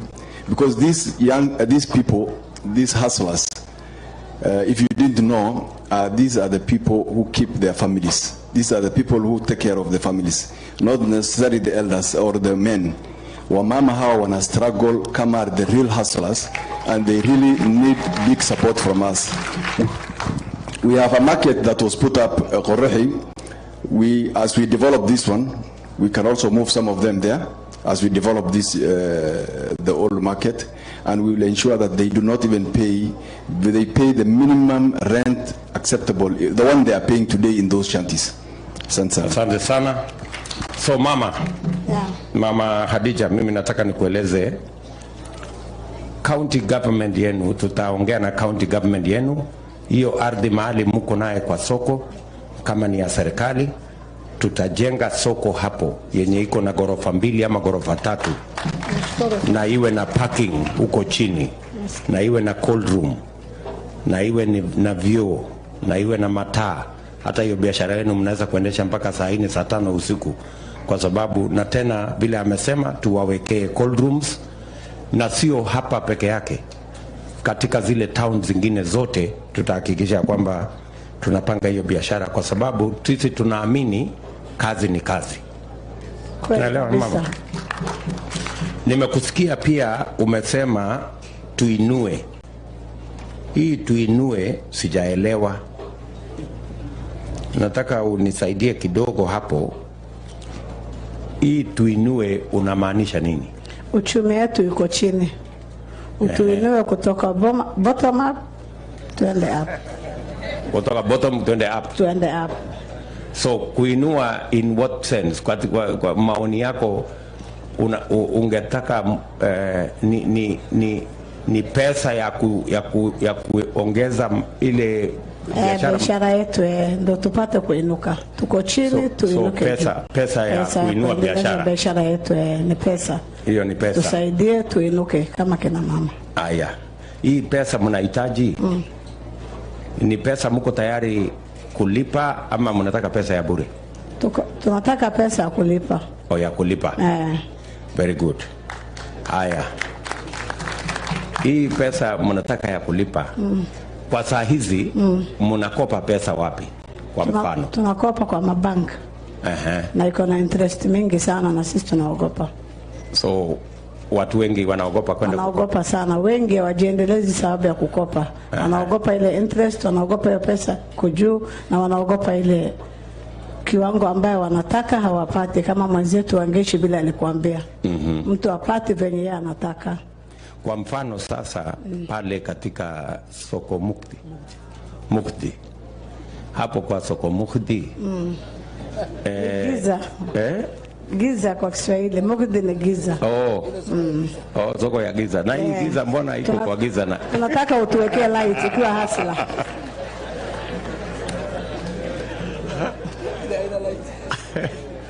Okay, so hii soko yenu ya giza hii. Pale mna biashara, mama mboga wa kawaida biashara yake ni ya kama pesa ngapi? 20,000, 10,000, 50,000, 5,000 ama ngapi? Zaidi ya hiyo. Sababu gunia moja ya viazi peke yake leo imefika iko juu kabisa vile iko. Gunia moja viazi leo inatoka shilingi 6,000 Garissa. 6,000. So unahitaji zaidi ya hiyo. Zaidi ya hiyo. Kwa sababu unauza viazi na vitu vingine hapo. Nauza viazi, nauza tomato, nauza kitunguu, watermelon, vitu mingi sana. So pesa hii mnatumia, mnakopa wapi? Mnapata wapi hii pesa? Ama ni pesa ya tunakopa kwa Equity Bank. Equity Bank. Wale mnaulizwa title deed ama mnaulizwa ama kubook kila kitu na tunapeana. Na ule ambaye hana? Ule hana anakaa, aendelee. Anakwama? Anakwama njiani. Ndio unasema tuinue. Utuinue. Haya. So si umesikia vile nimesema? Nimesema sasa pale kwa soko yenu kila mwaka tutakuwa na kama shilingi milioni 15 ama 20 kila mwaka. Nashukuru sana. Ambaye sasa itakuwa kwa sako yenu, sako ya soko. Nashukuru. Hapo kwa soko unaweza kukopa kama ni shilingi 20,000 ufanye biashara, alafu unarudisha, alafu unakopa tena namna hiyo, na hiyo pesa haitakuwa na interest. Nashukuru sana. Itakuwa bora tu mtu alipe kabisa, na tena hatutakuwa na haja na logbook ama security ama nini. Bora huko kwa sako ya soko na unajulikana hapo, mtu mmoja mwenzako anaweza kukugarantii kusema huyu mama namjua, sio atoki Uganda, si mtu ya Rwanda, ni mtu ya Garissa, na atalipa hiyo pesa. Tumeshukuru sana. Hiyo itakuwa sawa? Iko sawa sana. So unaona itasaidia wamama wengi? Itasaidia wamama wengi, lakini ningependa pia utuongezee zaidi hiyo. Hiyo. Si tunaanza hapo? Tunaanza hapo. Na tena nafikiri tukiendeleza pia utatuongezea. Yes, tutaanza na hapo bottom and then tunaenda up. Yeah.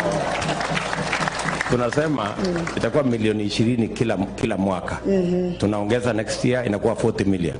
The next year inakuwa 60 million. Namna hiyo. Tumeshukuru. Baada ya miaka 5 mmefika milioni 100 kwa soko yenu hapo. Tumeshukuru sana. Si namna hiyo? Ndio. Itakuwa sawa? Iko sawa. Na mkiwa na maendeleo zaidi tutaangalia tunaweza kuongeza hiyo pesa kulingana na mahitaji yenu. Ndio hiyo sasa. Hapo hali yake tuko sawa, tuko hali. Ninaweza ongeza sasa. Haya, Deko waseme kitu. Khadija, pia sisi kama county government, there was Your Excellency, there was a revolving fund that was passed at the assembly for 150 million a year. Na sisi kama county na sisi pia kama county tutaongeza 20 million to match per year to match the president inshallah. Nimeshukuru sana gavana mtarajiwa, Mungu akubariki na abariki wote. Nimeshukuru sana. Asante sana mama Farah Khadija.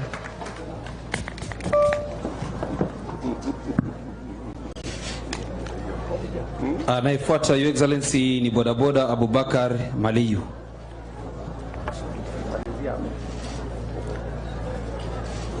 Naibu wetu wa rais, mbunge wetu, wazee, akina mama, vijana na wanabodaboda wenzangu, assalamu alaikum wa rahmatullahi wa barakatuh.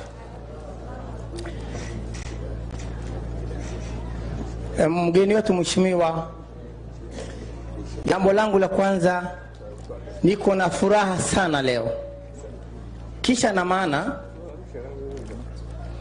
wewe ndio ulipogonga ndipo, kwamba wewe ni daktari, ulijua ugonjwa wa Wanakenya wote. Asante sana, kwa sababu hakuna daktari anaweza kukutibu ama kukuandikia dawa bila kujua ugonjwa wako. Sasa hivi sasa unatafuta ugonjwa wetu wa Kenya nzima. Asante sana naibu wa rais, tuko pamoja na wewe.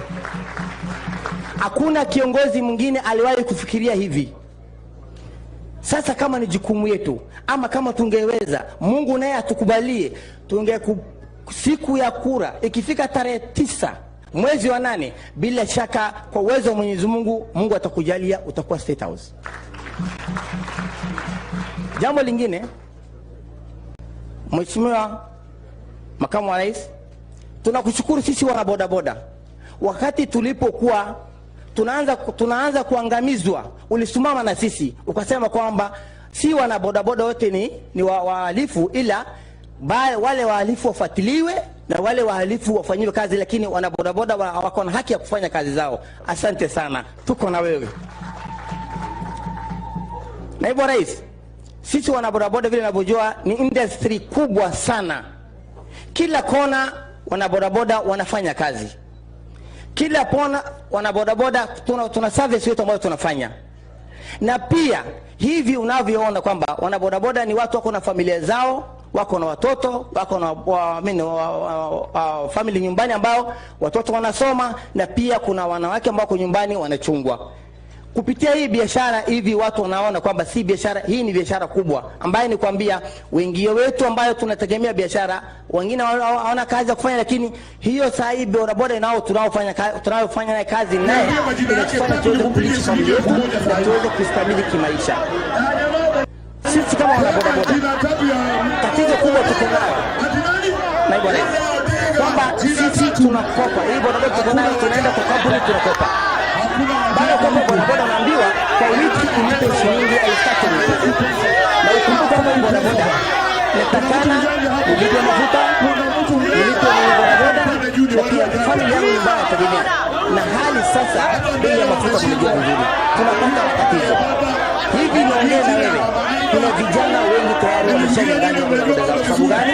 Wale kampuni wanawapatia na wanangojea pesa ilipo kulingana bila ya jana, na wakiona kwamba biashara kuwa mzuri ama pesa yao kulipwa mwezi wa pili, mwezi wa tatu, unaambiwa bodaboda wenyewe wanakuja kuchukua. Umelipa pesa nusu ama umelipa pesa kiasi kidogo na bodaboda unayo kwa mkono. Hivi naongea na sasa, kuna vijana ambao wamenyang'anywa bodaboda, hawana kazi ya kufanya. Sasa wanatangaza sababu gani? Bodaboda zao wamenyang'anywa sababu wameenda kukopa kwa kampuni. Wale ambao tunachukua kwa matajiri ambao wamenunua bodaboda, tunachukua kwao, kila siku lazima umpelekee shilingi 400 yake. Shilingi 400, ujue kuna mafuta hapo, kuna chakula changu mimi mwenyewe hapo, kuna family inategemea, kuna watoto ambao wanatumia ambao wanategemea mimi tena.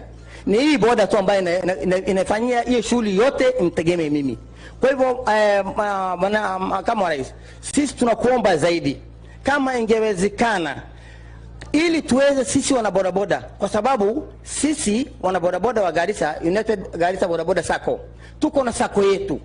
Kama ingewezekana ikuwe sako yetu ikuwe funded, iwe kuna pesa tumepata katika sako yetu, ili wanachama wetu sisi wenyewe tuweze kuwapatia hizo boda, kama kuwanunulia tuambiwe wananunulia, ama wakuje kwa sababu tunajuana sisi kwa sisi walipe kwa ile gharama ya chini. Si tuweze kumwambia mwanaboda ambaye tunajua mimi nikifanya kazi ya bodaboda najua kiasi mimi napata, nimwambie anipatie kwa wiki shilingi 3,800. Itakuwa rahisi zaidi. Pia wale members wetu wanaweza kujiendeleza, kwa sababu tutakuwa na mpangilio wetu vizuri, tunajuana sisi kwa sisi, na hii itakuwa ni jambo moja ambaye itatujenga sisi wana bodaboda. Makamu Rais, kwa usalama, vijana wengi ambaye baada ya kumaliza form 4 wengine wamaliza university hawana kazi, kuliko kutangatanga na kujiingiza katika hali ya ujambazi, kujiingiza hali ya uhalifu. Vijana hawa baadhi yao walienda kwa majirani zao, wale wako na bodaboda wamechukua bodaboda kwao, na wengine wameenda kwa makampuni wanachukua bodaboda. Saa hii vijana wamejishughulisha. Kwa sababu gani? Wako na shughuli ya kufanya.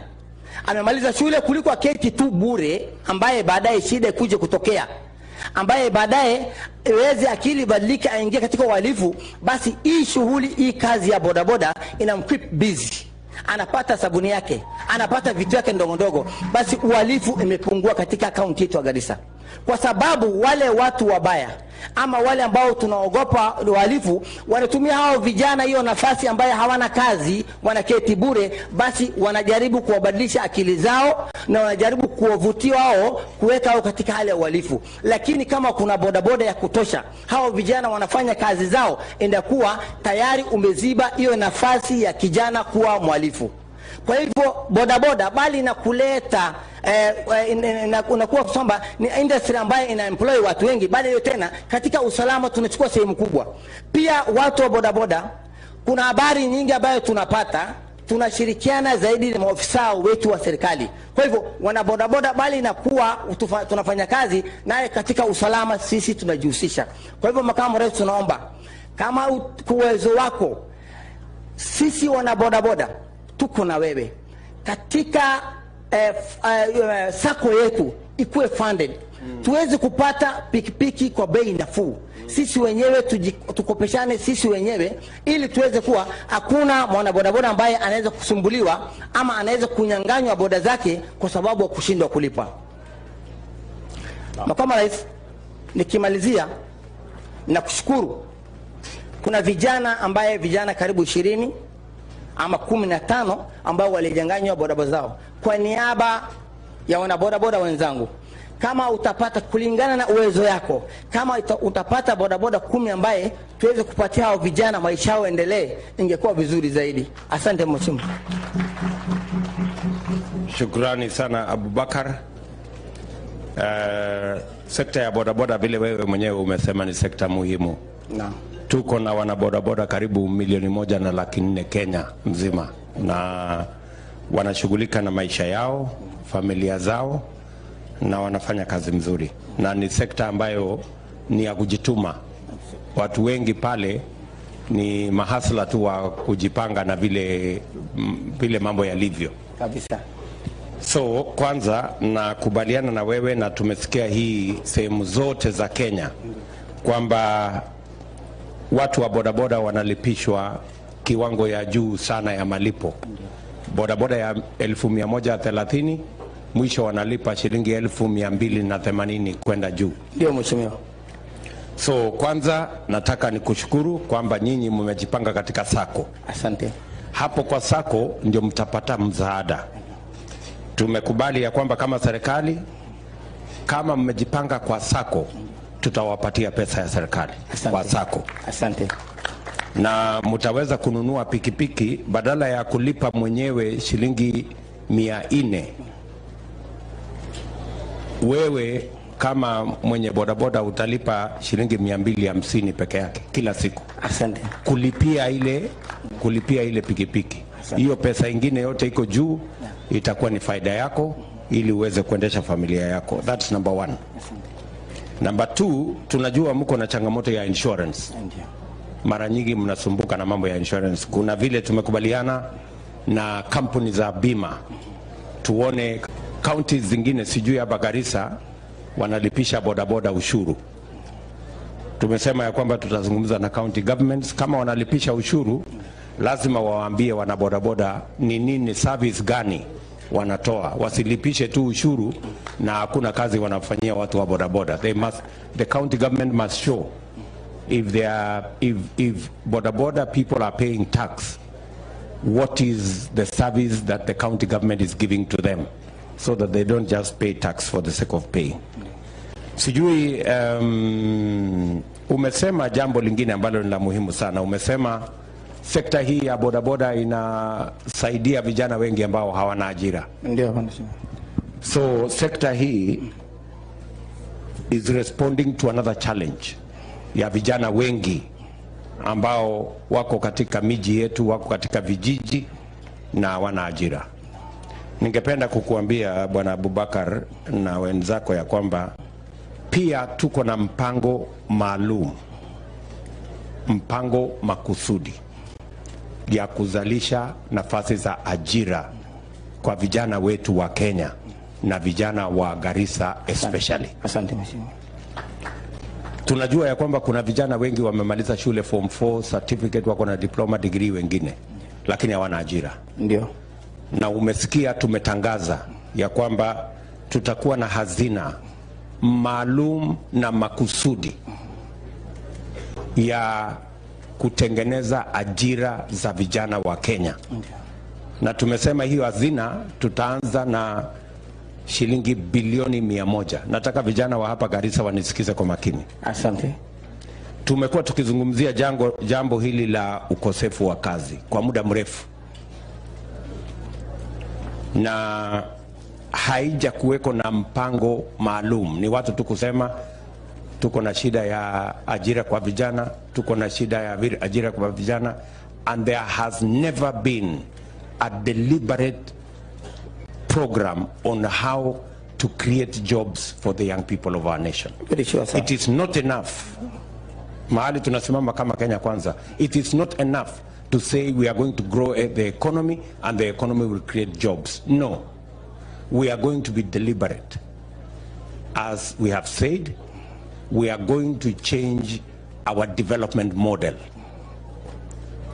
We will borrow less, but we will create more investment.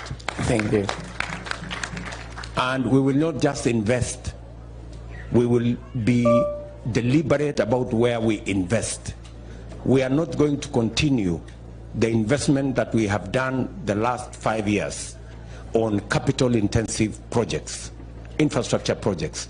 We are going to change so that we invest in labor-intensive infrastructure projects that will not only create jobs for the young people of our nation, but it will also create opportunities for business so that we can put money in many people's pockets. Sijui kama nanielewa.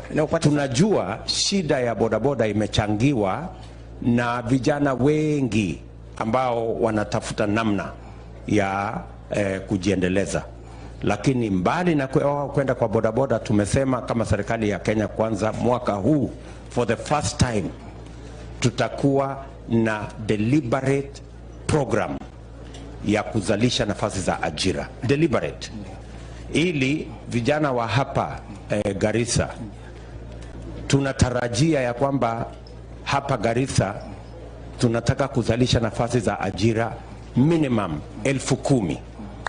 Tuwe na nafasi za ajira 10,000 za vijana wa hapa Garissa County. Asante. Nafasi ya ajira katika agroprocessing, katika value addition, katika manufacturing, katika housing program. Na mimi najua governor wetu anasikiza. Kwa mfano, tunataka hapa Garissa Town, Garissa City, tuwe na program ya housing, low cost housing, ili wale watu wote wanaishi Garissa hii, badala ya kuwa watu wanalipa rent, waanze kulipa mortgage, na tutengeneze program ya housing ya serikali ambayo itawasaidia wale watu wako na mapato ya chini, shilingi 5,000, shilingi 10,000, badala ya kulipa rent walipe mortgage. Na hizo nyumba tutajenga na vijana wa hapa Garissa. Na hiyo ujenzi wa manyumba, mambo ya agroprocessing, ile tulisema feedlot, hiyo tulisema abattoir, mambo hii tumesema ya kilimo. Hapo ndio tunatafuta nafasi ya kuzalisha nafasi ya ajira, na our projection is that we want to create minimum 10,000 jobs in Garissa County so that we can begin the journey ya kuhakikisha kwamba vijana wa Garissa wanafanya biashara ingine mbali na yale wanafanya saa hii ya bodaboda na all the other things they are doing. Tunaelewana Bwana Abubakar? Ndio sir. Na itasaidia kupunguza msongamano kwa sekta hiyo yenu. Niko na swali moja. Ndio sir. Hebu nieleze kuhusu mambo ya NHIF. Mheshimiwa, wengi wetu hawana NHIF. Wale ambao wako NHIF ni they are very few. Wengi hawana NHIF. Na jambo lingine, kwa heshima yako naibu rais, ni kwamba tunasumbuana na polisi kila wakati mambo ya license. Vijana wengi hawana uwezo ili kuweza kulipia license. Kupata license hiyo ni shilingi 6,000, 7,000. Serikali hapo inapoingia, Mungu anapokujalia, tungeomba hiyo license kutoka shilingi 6,000, 7,000 ipunguzwe angalau kuwa 3,000 ama 2,800, ili tuweze au vijana kila mtu aweze kupata license. Shida kubwa ni license. Vijana hata wengi walishikwa, wale kupigiwa fine, wengine wameshindwa fine wakafungwa sababu ya license. Kila wakati tunagongana na polisi hapa na pale, vijana hawa wengi wao hawana license. Ingine ni kwamba hali ya usalama kidogo nje, ndani ya town hakuna shida, lakini ikifika usiku nje kidogo, wale watu wa bodaboda tunapata shida, na tunapata baadhi ya watu vijana wanatuvamia, wanatunyang'anya pesa zetu na ile simu na ile kitu tuko nayo. So wakati serikali yako Mungu atakujalia ikuwe na post za polisi nje kidogo, kwa sababu ya usalama, usikue ndani ya town, lakini nje kidogo, nje ya town tuweze kupata usalama wetu. Asante. Ni kweli.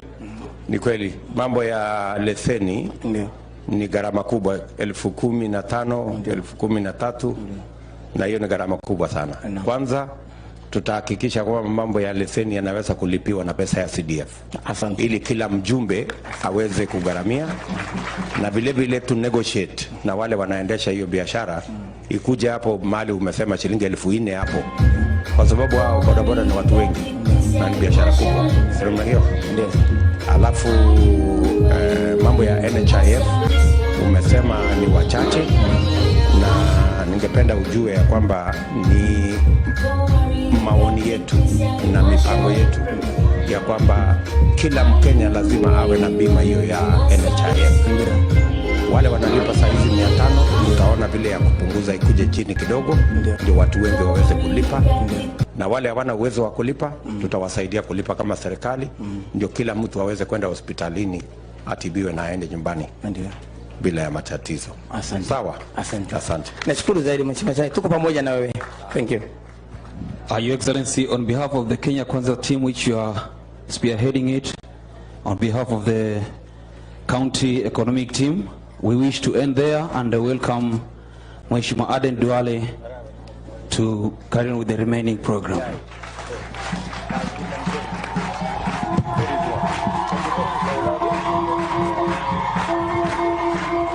Bas. Asanteni sana.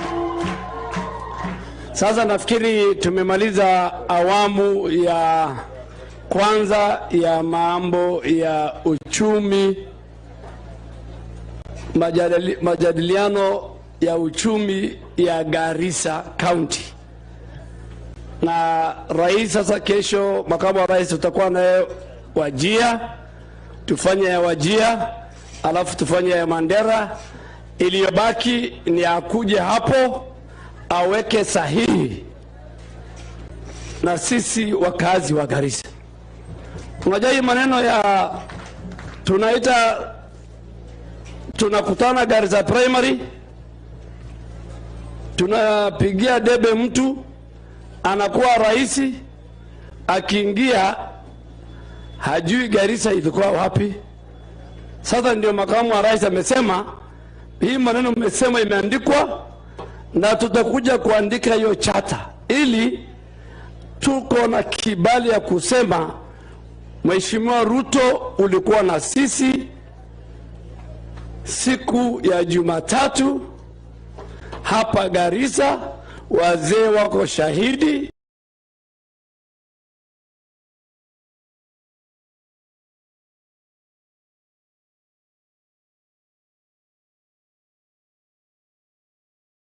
Wasomi wako shahidi, mama mboga wako shahidi, bodaboda wako shahidi, vijana wako shahidi, viongozi wako shahidi. Wewe hujatimiza ama umetimiza. Sasa wacha niulize, kwa sababu tunaenda barabara inshallah, tunangojewa Modogash, tunangojewa Habaswein.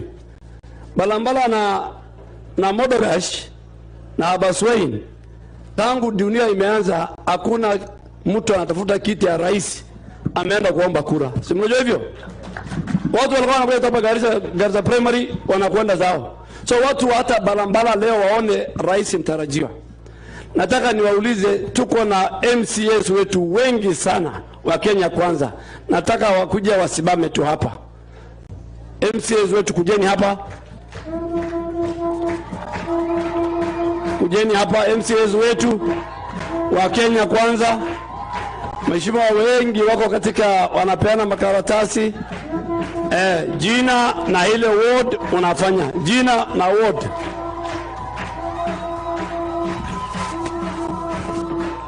Kwa majina naitwa Khalif Hassan Garbat, ward 15 ward. Ismail Ali Abdullahi, alias Jaba, Sankuri ward, Fort Kenya. Thank you. Kwa majina naitwa Abdulwali Kasim Ismail, MCA ya Masalani ward, and I'm the only MC aspirant on a UDA ticket. Asanteni sana. Mheshimiwa makamu wa rais, kwa majina naitwa Mustafa Abdurashid, mgombea wa kiti cha MCA mahali umekaa ambaye ni 15. Can I just add one thing? Okay. Your Excellency, I don't know whether the forum did not understand or the people did not understand. I think this forum was very important, and we were talking about businesses and the future economy of the country. Businesses are divided into 4. There is the micro enterprise, there is the small enterprise, there is the medium and the large enterprise. But now there is the nano enterprise. You know, kina mama sasa kama Mama Wangeshi, Salon, Khadija. Now, what I wanted to request from your next government is give these small businesses who are even unable to employ a single staff tax breaks up until watafikisha kiwango ya pesa fulani ambao wanaweza lipa ya ushuru. Asante. Thank you, Chief Asla. Kwa majina naitwa Shukri Mohamed Abdi, aspiring MCA Township Ward with Fort Kenya ticket. Thank you very much. Thank you so much. My name is Mahmoud Adan. I am MCA for the Fafi Ward aspirant. Thank you, the Chief Hustler. My name is Ibrahim Illa Mohammed, MCA aspirant under UDA ticket kutoka the Kahari Ward Fafi constituency. I, Ahmed Muhammad Ali, MCA aspirant 15 Ward, Party UDA. I take the opportunity to welcome Chief Hustler here. We are very happy with your agenda and you are working hard. Mengine tutaongea baadaye tukijenga serikali. Mr. Deputy President, ladies and gentlemen, good afternoon. I'm Suleiman Salat, aka Sule, flag bearer of UDA, under UDA ticket, Galbet Ward. And I'm also called Simbawa Galbet, derived from the word Simbawa Siasta Adembare Dwale. Thank you so much. Assalamu alaikum. Kwa majina naitwa Hussein Mohamed, Your Excellency. Mimi nanijua ni kijana high rise. Tuko na Gideon Kater na MP wa Langata huko vijana yako. Na mimi nawania kita Township Board on a UDA ticket. Na vile Major aligusia, I am the sponsor of the revolving fund bill. It was maybe in place in this second phase of revolution, but Major Dego akiwa governor, it will be implemented. Thank you so much.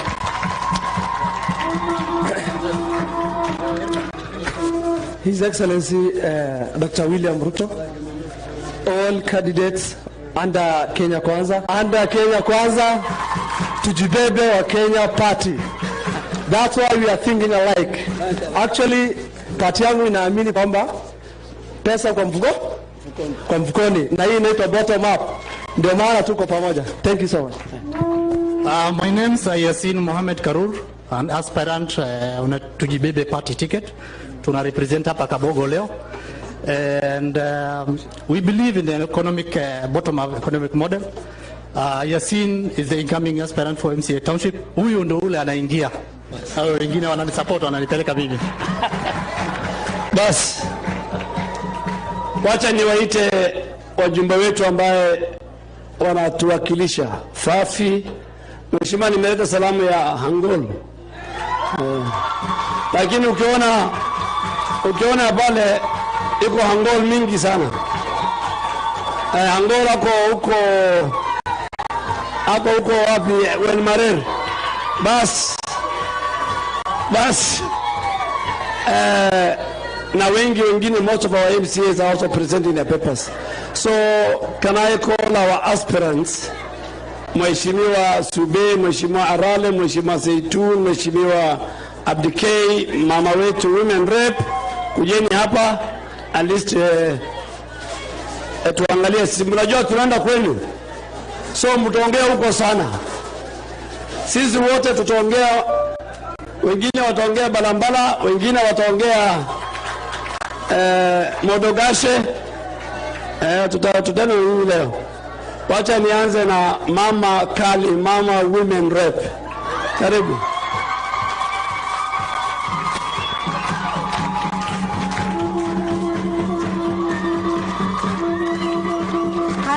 Asanteni. His Excellency, the Deputy President and the incoming President.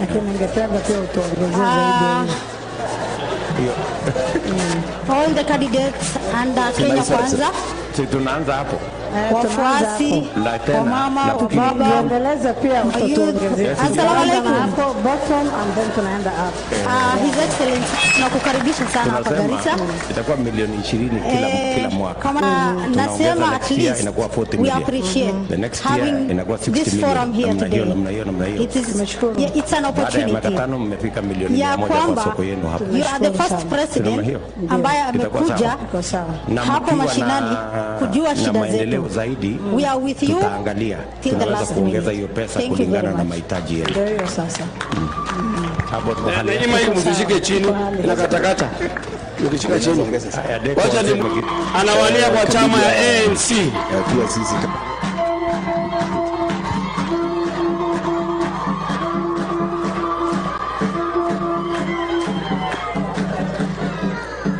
Your Excellency, the Deputy President, Dr. William Samoei Ruto, Honorable Duale, our incoming Governor, Senator Falhado, members of parliament who are aspiring. Thank you very much. My name is Mohamed Subegedi, aspiring for the parliamentary seat 5. Tabeba kiti ya Lagdera. Rafiki yetu anaitwa Zaitun na leo tuko Modogashi. Bismillahirrahmanirrahim. Bwana naibu rais na viongozi, kwa majina naitwa Abdul Ghani Ibrahim Zaitun, aspiring for Lagdera constituency seat. In fact, tunashukuru kuwa na sisi hapa, and in fact it's one of the first of its kind. Watu wamefurahi, sisi wote tumefurahi kujadiliana na wewe. We had a good conversation. We had very intelligent and professional guys out there who well represented. In fact, some of them got recommendations from the DP, like Abdurrahman Gure. Dr. Abdurrahman, I think, is a doctor by professional. And he had so many professionalism. Actually, he's a politician. He's a politician as well as a farmer of late. Bwana naibu rais, tunakushukuru, and in fact we are heading to the mashinani, deep into our constituencies, Balambala, Lagdera, and that will go into the historic visit, in fact. Thank you very much and welcome all. Asante Zaitun. Unatukaribisha Modogashi. Wacha nimwite rafiki yangu sana Mheshimiwa Arale wa Balambala.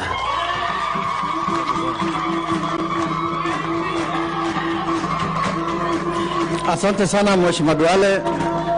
Your Excellency the Deputy President, wageni waheshimiwa wote ambao wamefika hapa, wananchi wa Garissa, assalamu alaikum.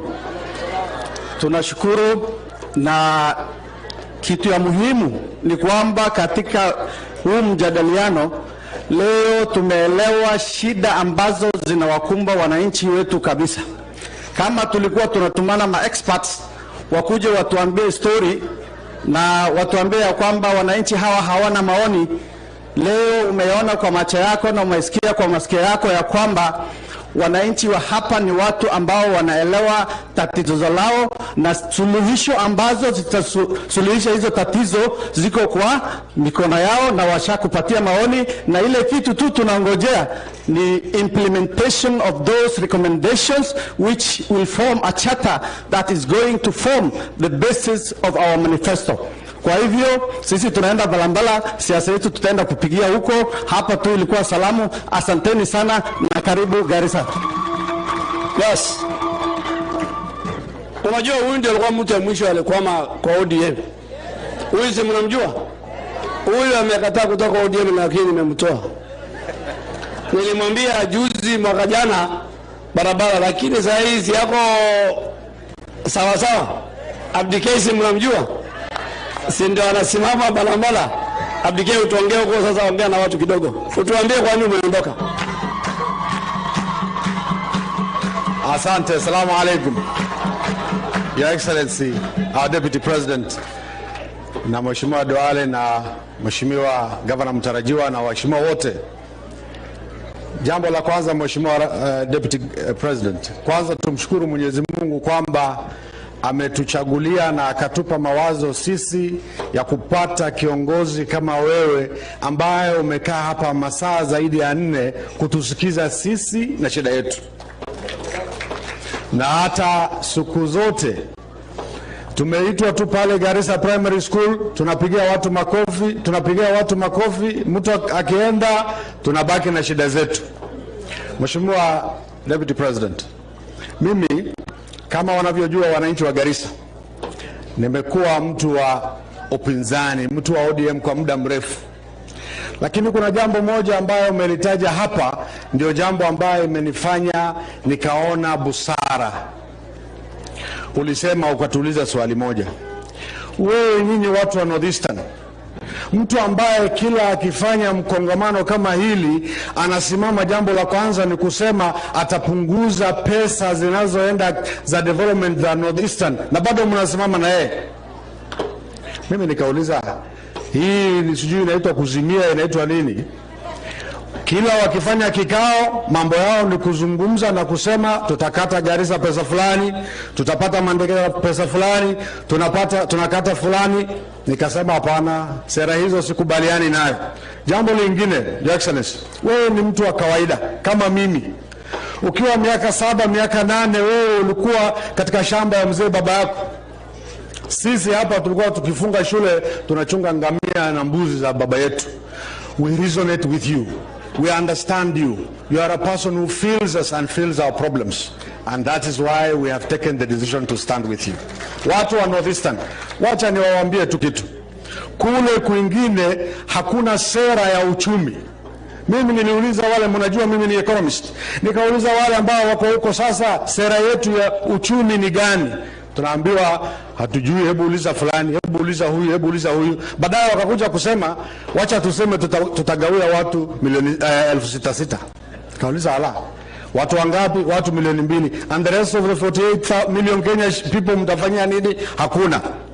Mheshimiwa Deputy President, nikaangalia wewe sera yako na mambo yako na matarajio na nia ulionayo ya Northeastern, na umetuonesha umesimama na sisi. Wewe ukiwa Deputy President, sisi tulikuwa majority of the leader in the National Assembly of Kenya, undisputed. Siku ile ilikuja handshake, victim ya kwanza alikuwa ni kijana yetu hapa.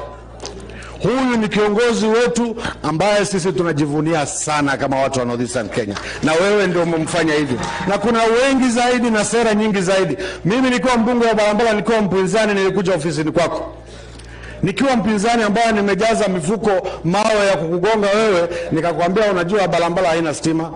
Ukaniambia lakini si umaje hizo mawe, nikakwambia hakuna. Ukasema acha nijali maslahi ya watu ya Balambala, mahali utaenda leo ukafikisha national grid. Nikakwambia Your Excellency, Balambala vijana hawana kazi na wanataka ujuzi.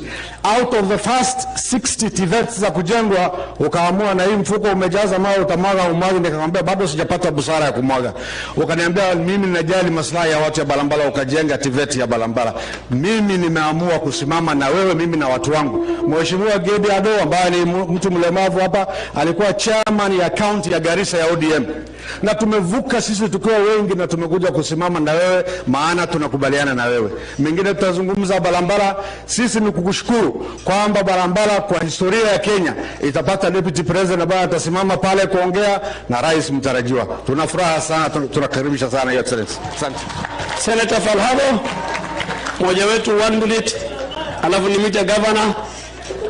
Na asanteni, watu wamekuja kwa wengi sana. Nataka nipatie wakati mwingi makamu wa rais aongee na sisi na candidate wetu. Asante leader. Your Excellency, karibu Garissa, all protocol observe.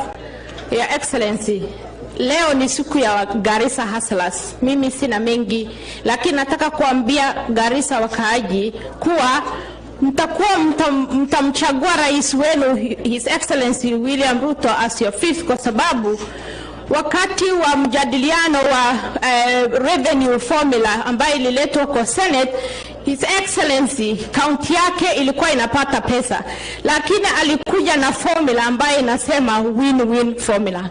Hiyo formula some of his senators ambayo walikuwa kwa Senate county yao ilikuwa inapata pesa mingi, lakini Garissa county was among the asal county that was losing that revenue sharing. Lakini naomba kwa wakazi wa Garissa mchague viongozi ambaye wanatimiza ahadi yenu, wanajua shida zenu, na mnajua ndugu yetu my uncle leader Duale, he is the leader of pastoralists, anajua shida za pastoralists pia. Kwa some of the counties ambayo walikuwa wana lose that money, Your Excellency ulitushika mkono ukakuja na formula ambaye inasema win-win, kwa sababu wewe unatimiza na unakusanya wa Kenya wote. Asanteni sana, karibu Kenya.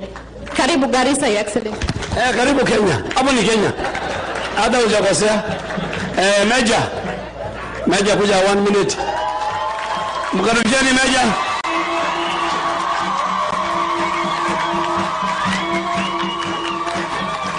Bismillahirrahmanirrahim. Your Excellency, the Deputy President and the next President of the Republic of Kenya, all leaders here, wamama na wazee, salamu alaikum. Your Excellency, wakati ulisimama hapa mara ya kwanza, when you're opening the program, there is something uliongea hapa, nikasema mzee ni kama anaongelesha watu ya Garissa. Sababu nilikuwa nasema hata afadhali angejua Kisomali angesema kwa Kisomali. Ile maneno ya busara umeongea hapa. One of them is why we elect our leaders. Yani the politics is about interest. Politics is about ni kipi ambacho kinaendelea, lakini tukiachana na masuala hayo, kulikuwa na sintofahamu katika chuo cha watu ya Garissa moja la vijana kujitosa shuleni humo kwa watu waliosavula hakufuata taratibu mahsusi katika kuhafili kwenye daraja la uzamili ile una receive hapa. Secondly, within our local politics, hapa Garissa tuko na shida mingi sana. Sio maji tuko nayo, hospitali tuko nayo, watoto wanapata bursary, lakini iko watu ya Garissa for whatever reason wame decide watafuatia somebody else ambaye yako hapo ndani. So it's a very unfortunate. Politics is about interest. Ile kitu ingine, leaders ambayo wanasema give me this, I give you this. Hii position sharing ambayo ndio inaleta sisi tukupata hiyo shida. Tuko na shida mingi, lakini tutakuja kuongea later on. Suluhisho umeleta hapa. Ulikuja ukachukua maswali, ukauliza maswali, wakakujibu. Our experts ambao wako hapa industry sector zote wako hapa na wakakujibu. Mimi ningeendelea kuongeza the issue of feedlots. I just want to give you an example of the issue of feedlots. Mimi na Duale tulianza a feedlot center around here Garissa town. Mimi bull nimefeed for 3 months. Dead weight, the highest level, I mean the biggest weight nilipata was 567 kilograms of dead weight. Na nimefeed animal mwezi ngapi? Mwezi 3. If we could have, the only problem we had, the challenge we had is the marketing part. Tulikuwa tunauza kwa farmer's choice at 350 per kilo. Then all of a sudden ikaenda 290. We lost some money, but if you gave us something to support that sector, ambayo tunaweza saidiana, the issue of the value of our livestock here will improve. The other thing is the dam ambayo maji uliongea juu yake, the flooding of the river Tana every year, twice a year, inaharibu mashamba yetu. One of the proposal was to build a dam.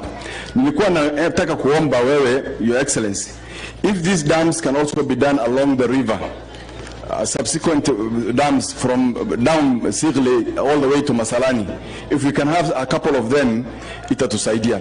So hiyo maneno mengine tutakuja kuongea baadaye as leaders of Garissa County when we are signing with you the charter. Your Excellency, you have given us an opportunity to understand your level of engagement of the people. Leadership, wanaweza jua shida ya wananchi if they engage the people. Ile mtu anatutengenezea maneno huko juu haelewi shida zetu, ile pesa anatuma inapotea hapa katikati. So asante sana Your Excellency, tuko na wewe. We have no other choice, we have no other option on this issue. Leadership, President is Dr. William Samoei Ruto. Na mkitaka sasa maneno ikuwe mzuri pia Garissa, sasa mnapatia mimi mkono pia, ndio tukue pamoja asanteni. Asalamu alaykum warahmatullahi wabarakatuh. Basi mimi nataka, unajua Your Excellency, umesikia ya uchumi. Sasa wacha usikie ile shida sisi tuko na kama jamii ya hapa North Eastern, jamii ya Wasomali na wafugaji, ambaye tuliangojea serikali yako ikiingia hiyo itakushana. Mimi nataka niwasalamie, yuko vijana wengi hapa na wasichana ambaye kila siku ni food soldiers ya Kenya Kwanza na food soldiers ya William Ruto, wamekaa hapa vijana usiku na mchana, wako kwa simu wakiweka ya agenda. Hata saa hizi mimi najua wako live Facebook na watu wamekuja wengi sana. Mheshimiwa Makamu wa Rais, sisi wa Somali hasa tunaishi kaunti 3 pamoja na Wakenya wengine, na tunaishi na Wakenya wengine karibu kaunti 18 ikiwemo kaunti yako ya Uasin Gishu. Lakini ikifika wakati wa kutoa kipande ama pasipoti, sisi tunafanywa kama si wa Kenya. So katika hii chata utakuja kusaini, tutaweka hiyo ya kwamba ukikuwa rais, na leo useme ukikuwa rais na utakuwa kwa mapenzi ya Mungu, vile Kipkorir na Washira na Otieno wanapata ID card, ndio Muhammad na Halima na Hussein watapata. We must end this perpetual historical discrimination contrary to the Constitution of Kenya. Ya pili, sasa tumekuwa wa Kenya walianza na sisi, sasa wamefikisha wa Kenya wengine. Hawa mama wamekaa na wale wa Kenya wananisikiza, bwana zao, watoto wao, mandugu zao Kenya wanapotea, wanauawa kiholela. Your government must bring an end. Our government must bring an end to extrajudicial killing. Ya tatu, na mimi na wewe unajua tumetembea safari. Katiba ya Kenya imeweka equalization fund. Kuanzia 2010 kuna watu katika serikali hiyo 2010 ilisema equalization fund iko na 14 counties, your excellency. Mpaka leo that fund ilikuwa na window ya 20 years. Badala ya kuimplement hiyo equalization fund, wakatuletea ile upuzi ya BBI. They have not even finished implementing it. Mpaka leo hiyo pesa ilikuwa ni ya stima, maji na barabara. Mpaka leo imekaa treasury. Unajua wewe ni mfugaji. Sasa sisi na Wakenya wengi mahaslas tukuchagua lazima. Ya tatu, sisi hapa mimi na nikiwemo, sisi tumekataa upuzi ya BBI. Na hata masheikh wamekaa waliomba mwezi wa Ramadhani. BBI ikakwama mara ya kwanza, mara ya pili, mara ya tatu. Kwa sababu ya moja, ilikuwa ni dhulma ambaye ilikuwa namaliza a certain section of the Kenyan people. Hii ijara unaona ambaye marehemu senator wetu alikuwa kiongozi is one of the largest constituencies. Hapa Habaswein tunaenda leo, it is 32,000 square kilometer. Walikataa kugawa hiyo na wakajigawia hao wenyewe karibu constituency 70. So mkalezi working. So mkalezi Ruto maanta wuxuu yiri siyaasiga waa maslaxa dan waa dan qof uma doonayso ku xanyahay annaga waxaan dooraynaa qofkii danteena ay ku jirto qofkii sharfo ummadda Soomaaliyeed iyo ummadda muslimiinta yaan codka annaga siinayna madana Soomaaliya yaamatiin. Yes, finally, if you allow me, unajua niliona juzi kwa gazeti dada yangu Chief Justice Martha Koome akimpatia amri chairman wa IEBC akisema we want Chebukati to confirm whether the mistakes made in the 2017 general election have been corrected. Mimi nataka nimwambie Chief Justice, with a lot of humility, with a lot of respect, you are out of order. Hiyo si kazi yako. The judiciary is the arbiter. The judiciary will wait for the elections to be conducted. After the election is conducted, beginning with the presidential elections, the role of the judiciary takes in or comes into play. The Chief Justice cannot purport to collect evidence and direct IEBC on how the general election of 2022 will happen. Please, the Constitution has demarcated lines for each arm of government. The judiciary is supposed to be the arbiter. IEBC is an independent institution. It will deal with the management of elections. So my sister, wewe ngojea hiyo mpira ikikuja kwako. Saa hii, unless you want to tell us you are speaking for certain other government functionaries. So wewe mama wachana na Chebukati, kura ya hata ya Garissa, kura ya Fafi, kura ya Nairobi ya president ikiwa na hitilafu, wewe wakati hiyo ndio maneno yanakuja kwako. Nikisema Harambee mnasema UDA, nikisema UDA mnasema Kenya Kwanza, nikisema Kenya Kwanza mnasema kazi ni kazi, ili niite mkubwa wangu Harambee. Hapana, hamjasikia. Harambee, Harambee, UDA. Hapana, Kenya Kwanza, UDA, UDA, Kenya Kwanza. Kazi ni kazi, wera ni wera. Your Excellency, sir.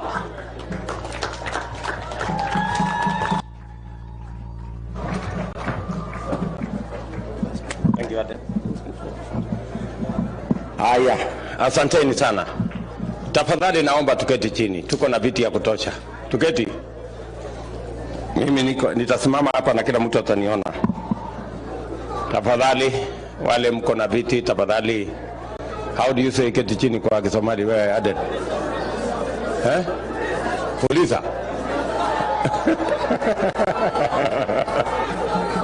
Felizo. Felizo. Basi. Asante sana. Ndugu viongozi wote, hawa viongozi wetu wa bunge, bwana gavana, mama Falhada, ndugu yangu Aden Bare Duale, wazee wetu, professionals, kina mama, vijana, watu wote wa Garissa, assalamu alaikum. Mimi kwanza nataka niwashukuru tena. Vile tulianza hii mkutano pamoja, mimi nimefurahi sana kwamba tumepata nafasi mzuri na watu wa Garissa ili tuweze kuwa na mjadala na kubadilishana mawazo. Tumewasikiza kwa makini. Najua hii haikai kama mkutano wa kisiasa, kwa sababu mkutano ya kisiasa huwa na hanjam na kelele na tarumbeta na nini. Lakini leo tumekuwa na mkutano umetulia, na ni hivyo ndio tulikuwa tunataka, ndio tuelewane vizuri kabisa, kwa sababu tunataka kuondoa ile siasa ya zamani.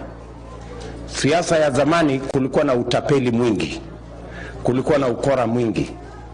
Mtu anakuja na makelele na vumbi na nini, mwisho unapiga kura, ujui umepiga kura kwa sababu gani. So tunataka tuelewane kabisa ya kwamba siasa ndio inaendesha mambo katika taifa letu la Kenya, na lazima tuwe makini kwa mambo ya siasa, kwa sababu Kenya ingekuwa imepiga hatua ya kwenda mbele, we would not be here as a country if we had taken the right decisions as leaders, if we had laid emphasis where it matters, we wouldn't be here. But it is never too late to do the right thing. Tunasema ya kwamba tunazidi na kusema Kenya is a country of great potential.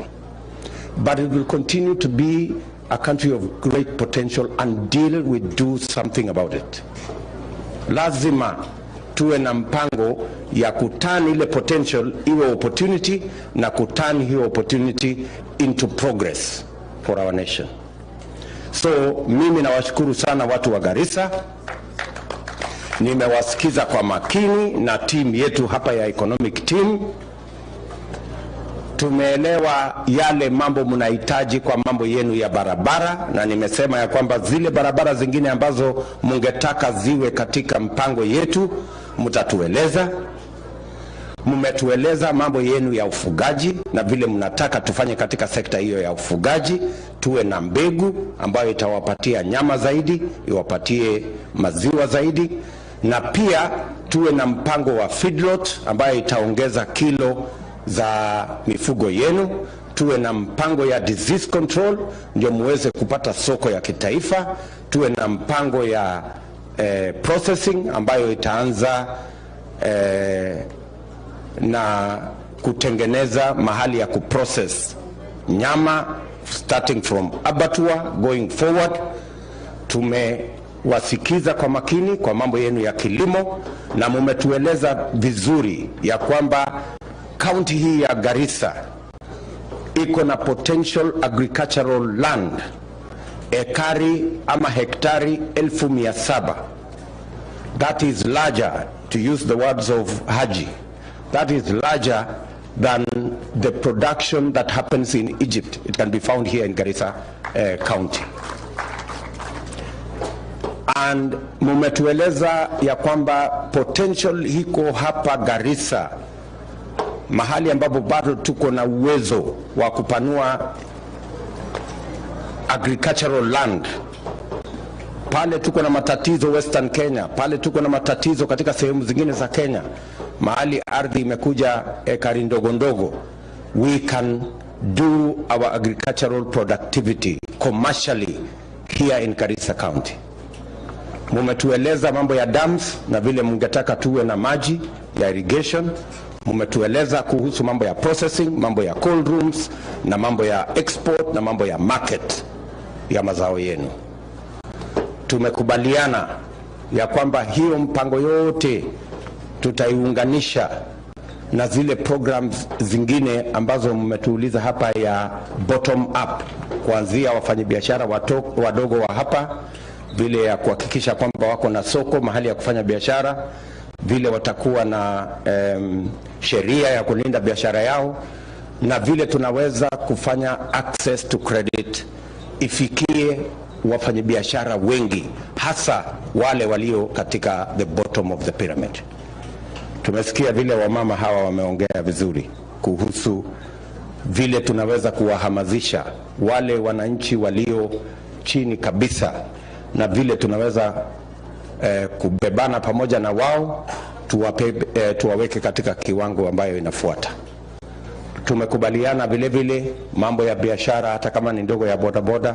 Tumekubaliana biashara zile zingine, na mimi nataka niwahakikishie mambo mawili. Jambo la kwanza, haya mambo yote tumesema na yale mengine yako katika mipango yetu, tutayaandika vizuri. Tutaongeza ile Mheshimiwa Duale amesema ya kwamba uraia wa Kenya usiwe na ubaguzi. Raia wa Kenya ni raia wa Kenya, na vile mmoja anashughulikiwa ni mwingine ashughulikiwe hivyo hivyo. Tumekubaliana ya kwamba mambo ya IDs na mambo ya passports, watu wa Northern Kenya wasibaguliwe. Kama mzazi anajulikana, inamaanisha mzazi mtoto wake lazima ajulikane, na ile inafanyika katika sehemu ya Kenya ile ingine. Tufuate taratibu ambayo haileti viwango vya uraia katika taifa letu la Kenya, kwamba kuna kiwango kingine alafu kuna kiwango kingine ambayo iko na rights nusu. Tumekubaliana vile vile ya kwamba sheria, katiba ya Kenya hairuhusu serikali ya Kenya kuchukua maisha ya mtu bila ya kufuata sheria. Every Kenyan is considered innocent until they are proven to be guilty. and the subject of extrajudicial killing, I want to commit here in Garissa that it will come to an end. Every citizen will be processed through the law and through the judicial system until they are proven to be either innocent or guilty and the law takes its course. Na vile vile nataka nikubaliane na nyinyi jambo la equalization fund. The constitution was express and clear that it was about the 14 counties. The expansion to include many more counties has made nonsense of the whole equalization fund subject. I want to commit that we will bring it back to the 14 counties and we will specifically target the huge challenges in these ASAL counties, largely roads and water, as we tackle the other challenges using the other instruments of our budget. So tutaendelea namna hiyo, na haya mambo yote sasa tutayaweka katika mkataba.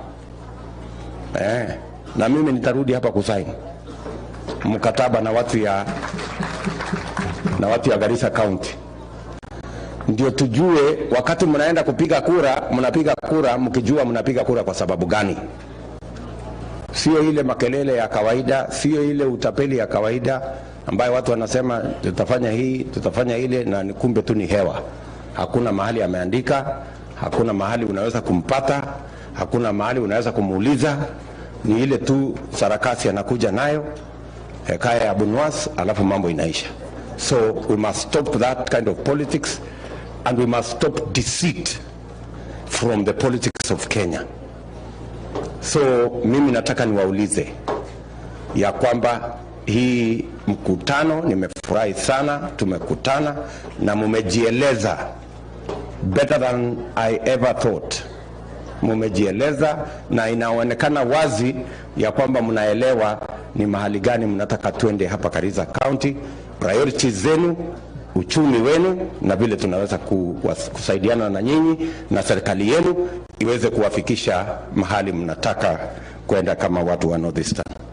Tumekubaliana ya kwamba hii mpaka yetu, lazima hii mpaka tuitumie katika mambo yetu ya export na kufanya biashara. Tuzuie wahalifu, tupambane na wahalifu, lakini tukubalie biashara iendelee na wananchi waendelee kama wananchi wa East African Community. So haya ni mambo ambayo tumekubaliana, na mimi nataka niwahakikishia kwamba baada ya sisi kuweka hiyo chata sahihi, tutarudi hapa mwaka mmoja wapi, na nitakuja hapa kwa mapenzi ya Mungu na mawaziri na wale wengine, na watakuja kujibu mambo ya barabara imefika wapi, mambo ya damu imefika wapi, mambo ya livestock imefika wapi, mambo hiyo ingine imefika wapi, mpaka tukubaliane. That's the only way we are going to move this country forward. Tumekubaliana jameni? Garissa tumekubaliana kabisa, tumeelewana. Mwisho mimi nataka niwaambie hivi ya kwamba najua ya kwamba viongozi wenu wengi wameuziwa uoga, wameuziwa utapeli, wameambiwa ya kwamba kuna kitu inaitwa system, kuna kitu inaitwa deep state, kuna kitu sijui inaitwa nini. Wameuziwa mambo mengi. Mimi nasimama hapa mbele yenu watu wa Garissa. Mimi naitwa William Ruto. Mimi ndio naibu wa rais wa Jamhuri ya Kenya. Just for the record, ndio muelewe. Sawa sawa? Msikubali kuuziwa uganga na fitina, na muuziwe uchawi ati kuna kitu inaitwa deep state, ati kuna kitu inaitwa system. Mimi nataka niwaambie, kama kungekuwa na deep state na system, mimi ningewaambia. Unanielewa? Na mtu wasiwauzie uoga ati nyinyi kwa sababu nyinyi ni watu mmekaa namna hii lazima mfuate hivi. ili mkuwe watumwa ya watu wengine na maslahi yao. Nyinyi ni raia kamili kama raia wengine wa taifa letu la Kenya, na msikubali kuteremusha uraia wenu mkawa second class citizens kwa kubali kuuziwa uoga na kuuziwa utapeli. Tunaelewana? Na mimi nataka niwaeleze wenye kuamua vile Kenya itaenda mbele ni wananchi wa taifa letu la Kenya. Nyinyi ndio mtaamua vile Garissa itaenda mbele na vile Kenya itaenda mbele pamoja na Wakenya wenzenu wengine. Mnanielewa? So hii mambo yote tutashirikiana na tutafanya kazi hii kwa pamoja. Msikubali kuuziwa uoga. Matapeli kwa dunia hii ni wengi. Wanauza maneno, hata wengine wanakuja watawaambia. Simulisikia walikuwa wanasema ati huyu William Ruto hawezi kufika 2022. Si walikuwa wanasema? Wakauza tena hiyo akasema huyu William Ruto hatakuwa kwa ballot. Sijuzi mimi nimepatiana makaratasi kwa IBC. Si mimi niko kwa ballot. Sasa wako na propaganda ingine wanatengeneza saa hizi ati unajua tuko na mbinu, tuko na mpango, deep state system, ati tutaiba kura ya William Ruto. Mimi nataka niwaulize nyinyi watu wa Garissa, mniangalie vizuri. Nyinyi mkiniona mimi nakaa mtu ya kuibiwa kura mimi?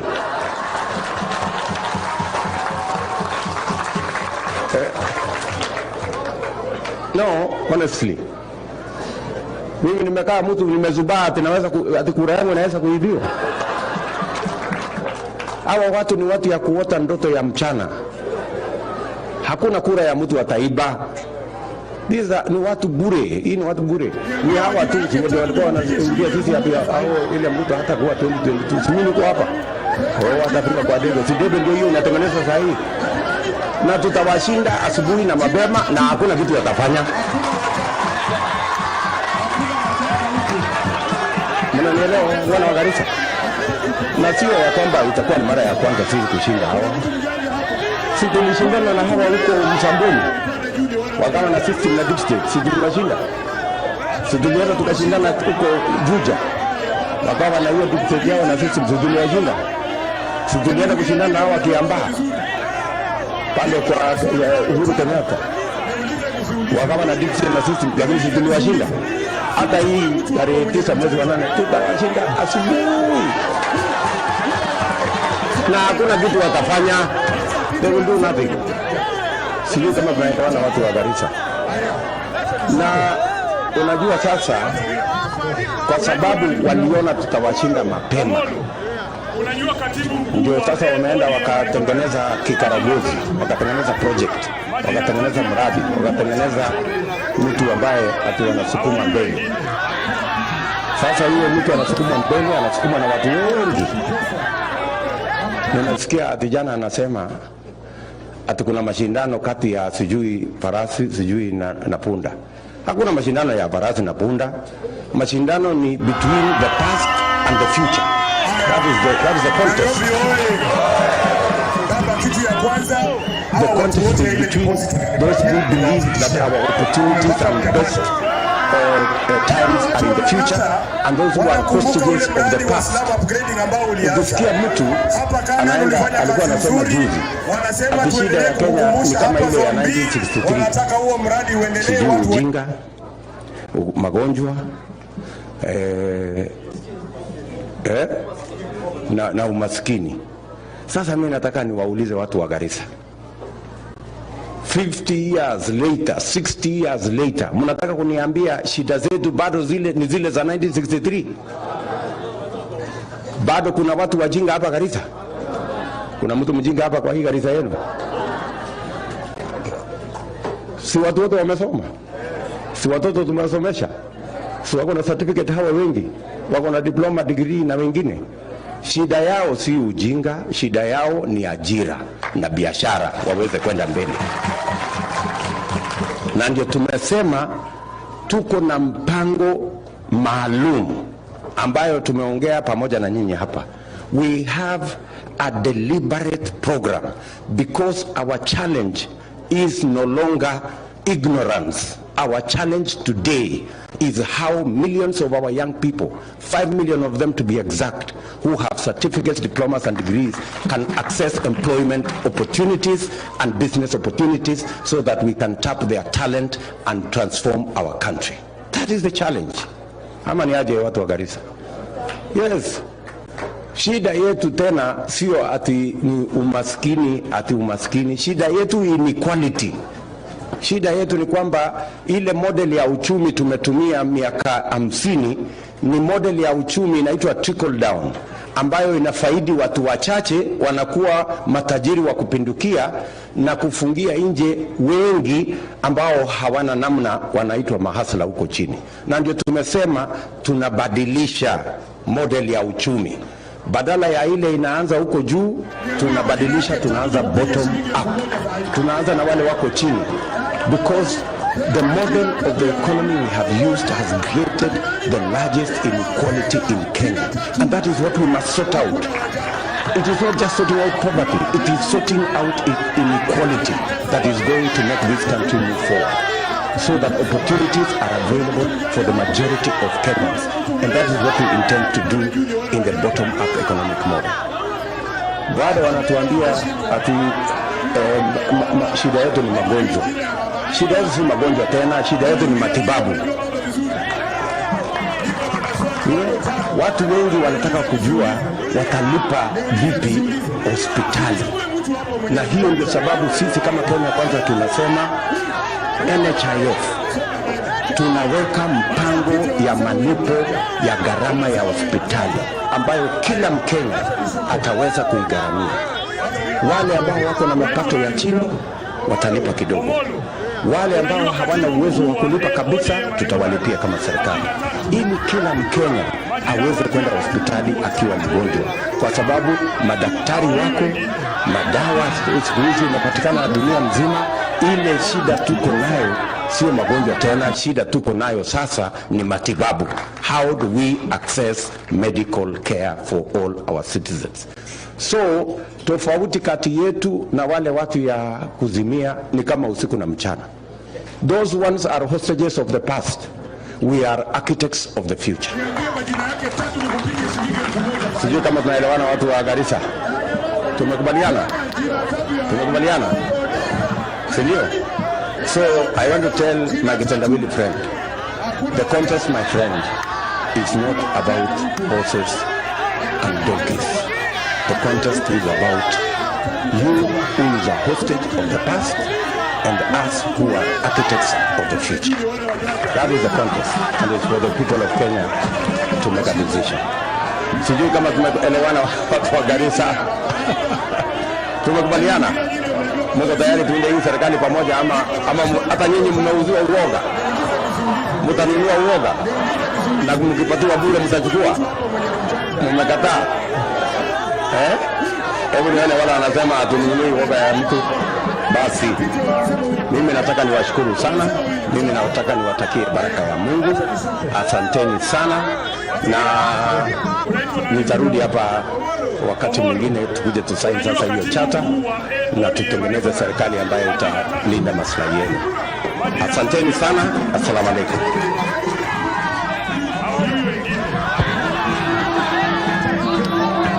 Sheikh Abdullah Aden.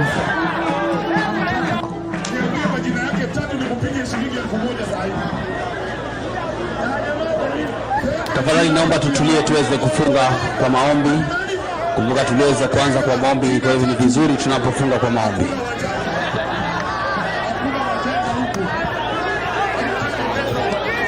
A'udhu billahi minash shaitanir rajim. Bismillahir rahmanir rahim. Wal 'asr innal insana lafi khusr illa alladhina amanu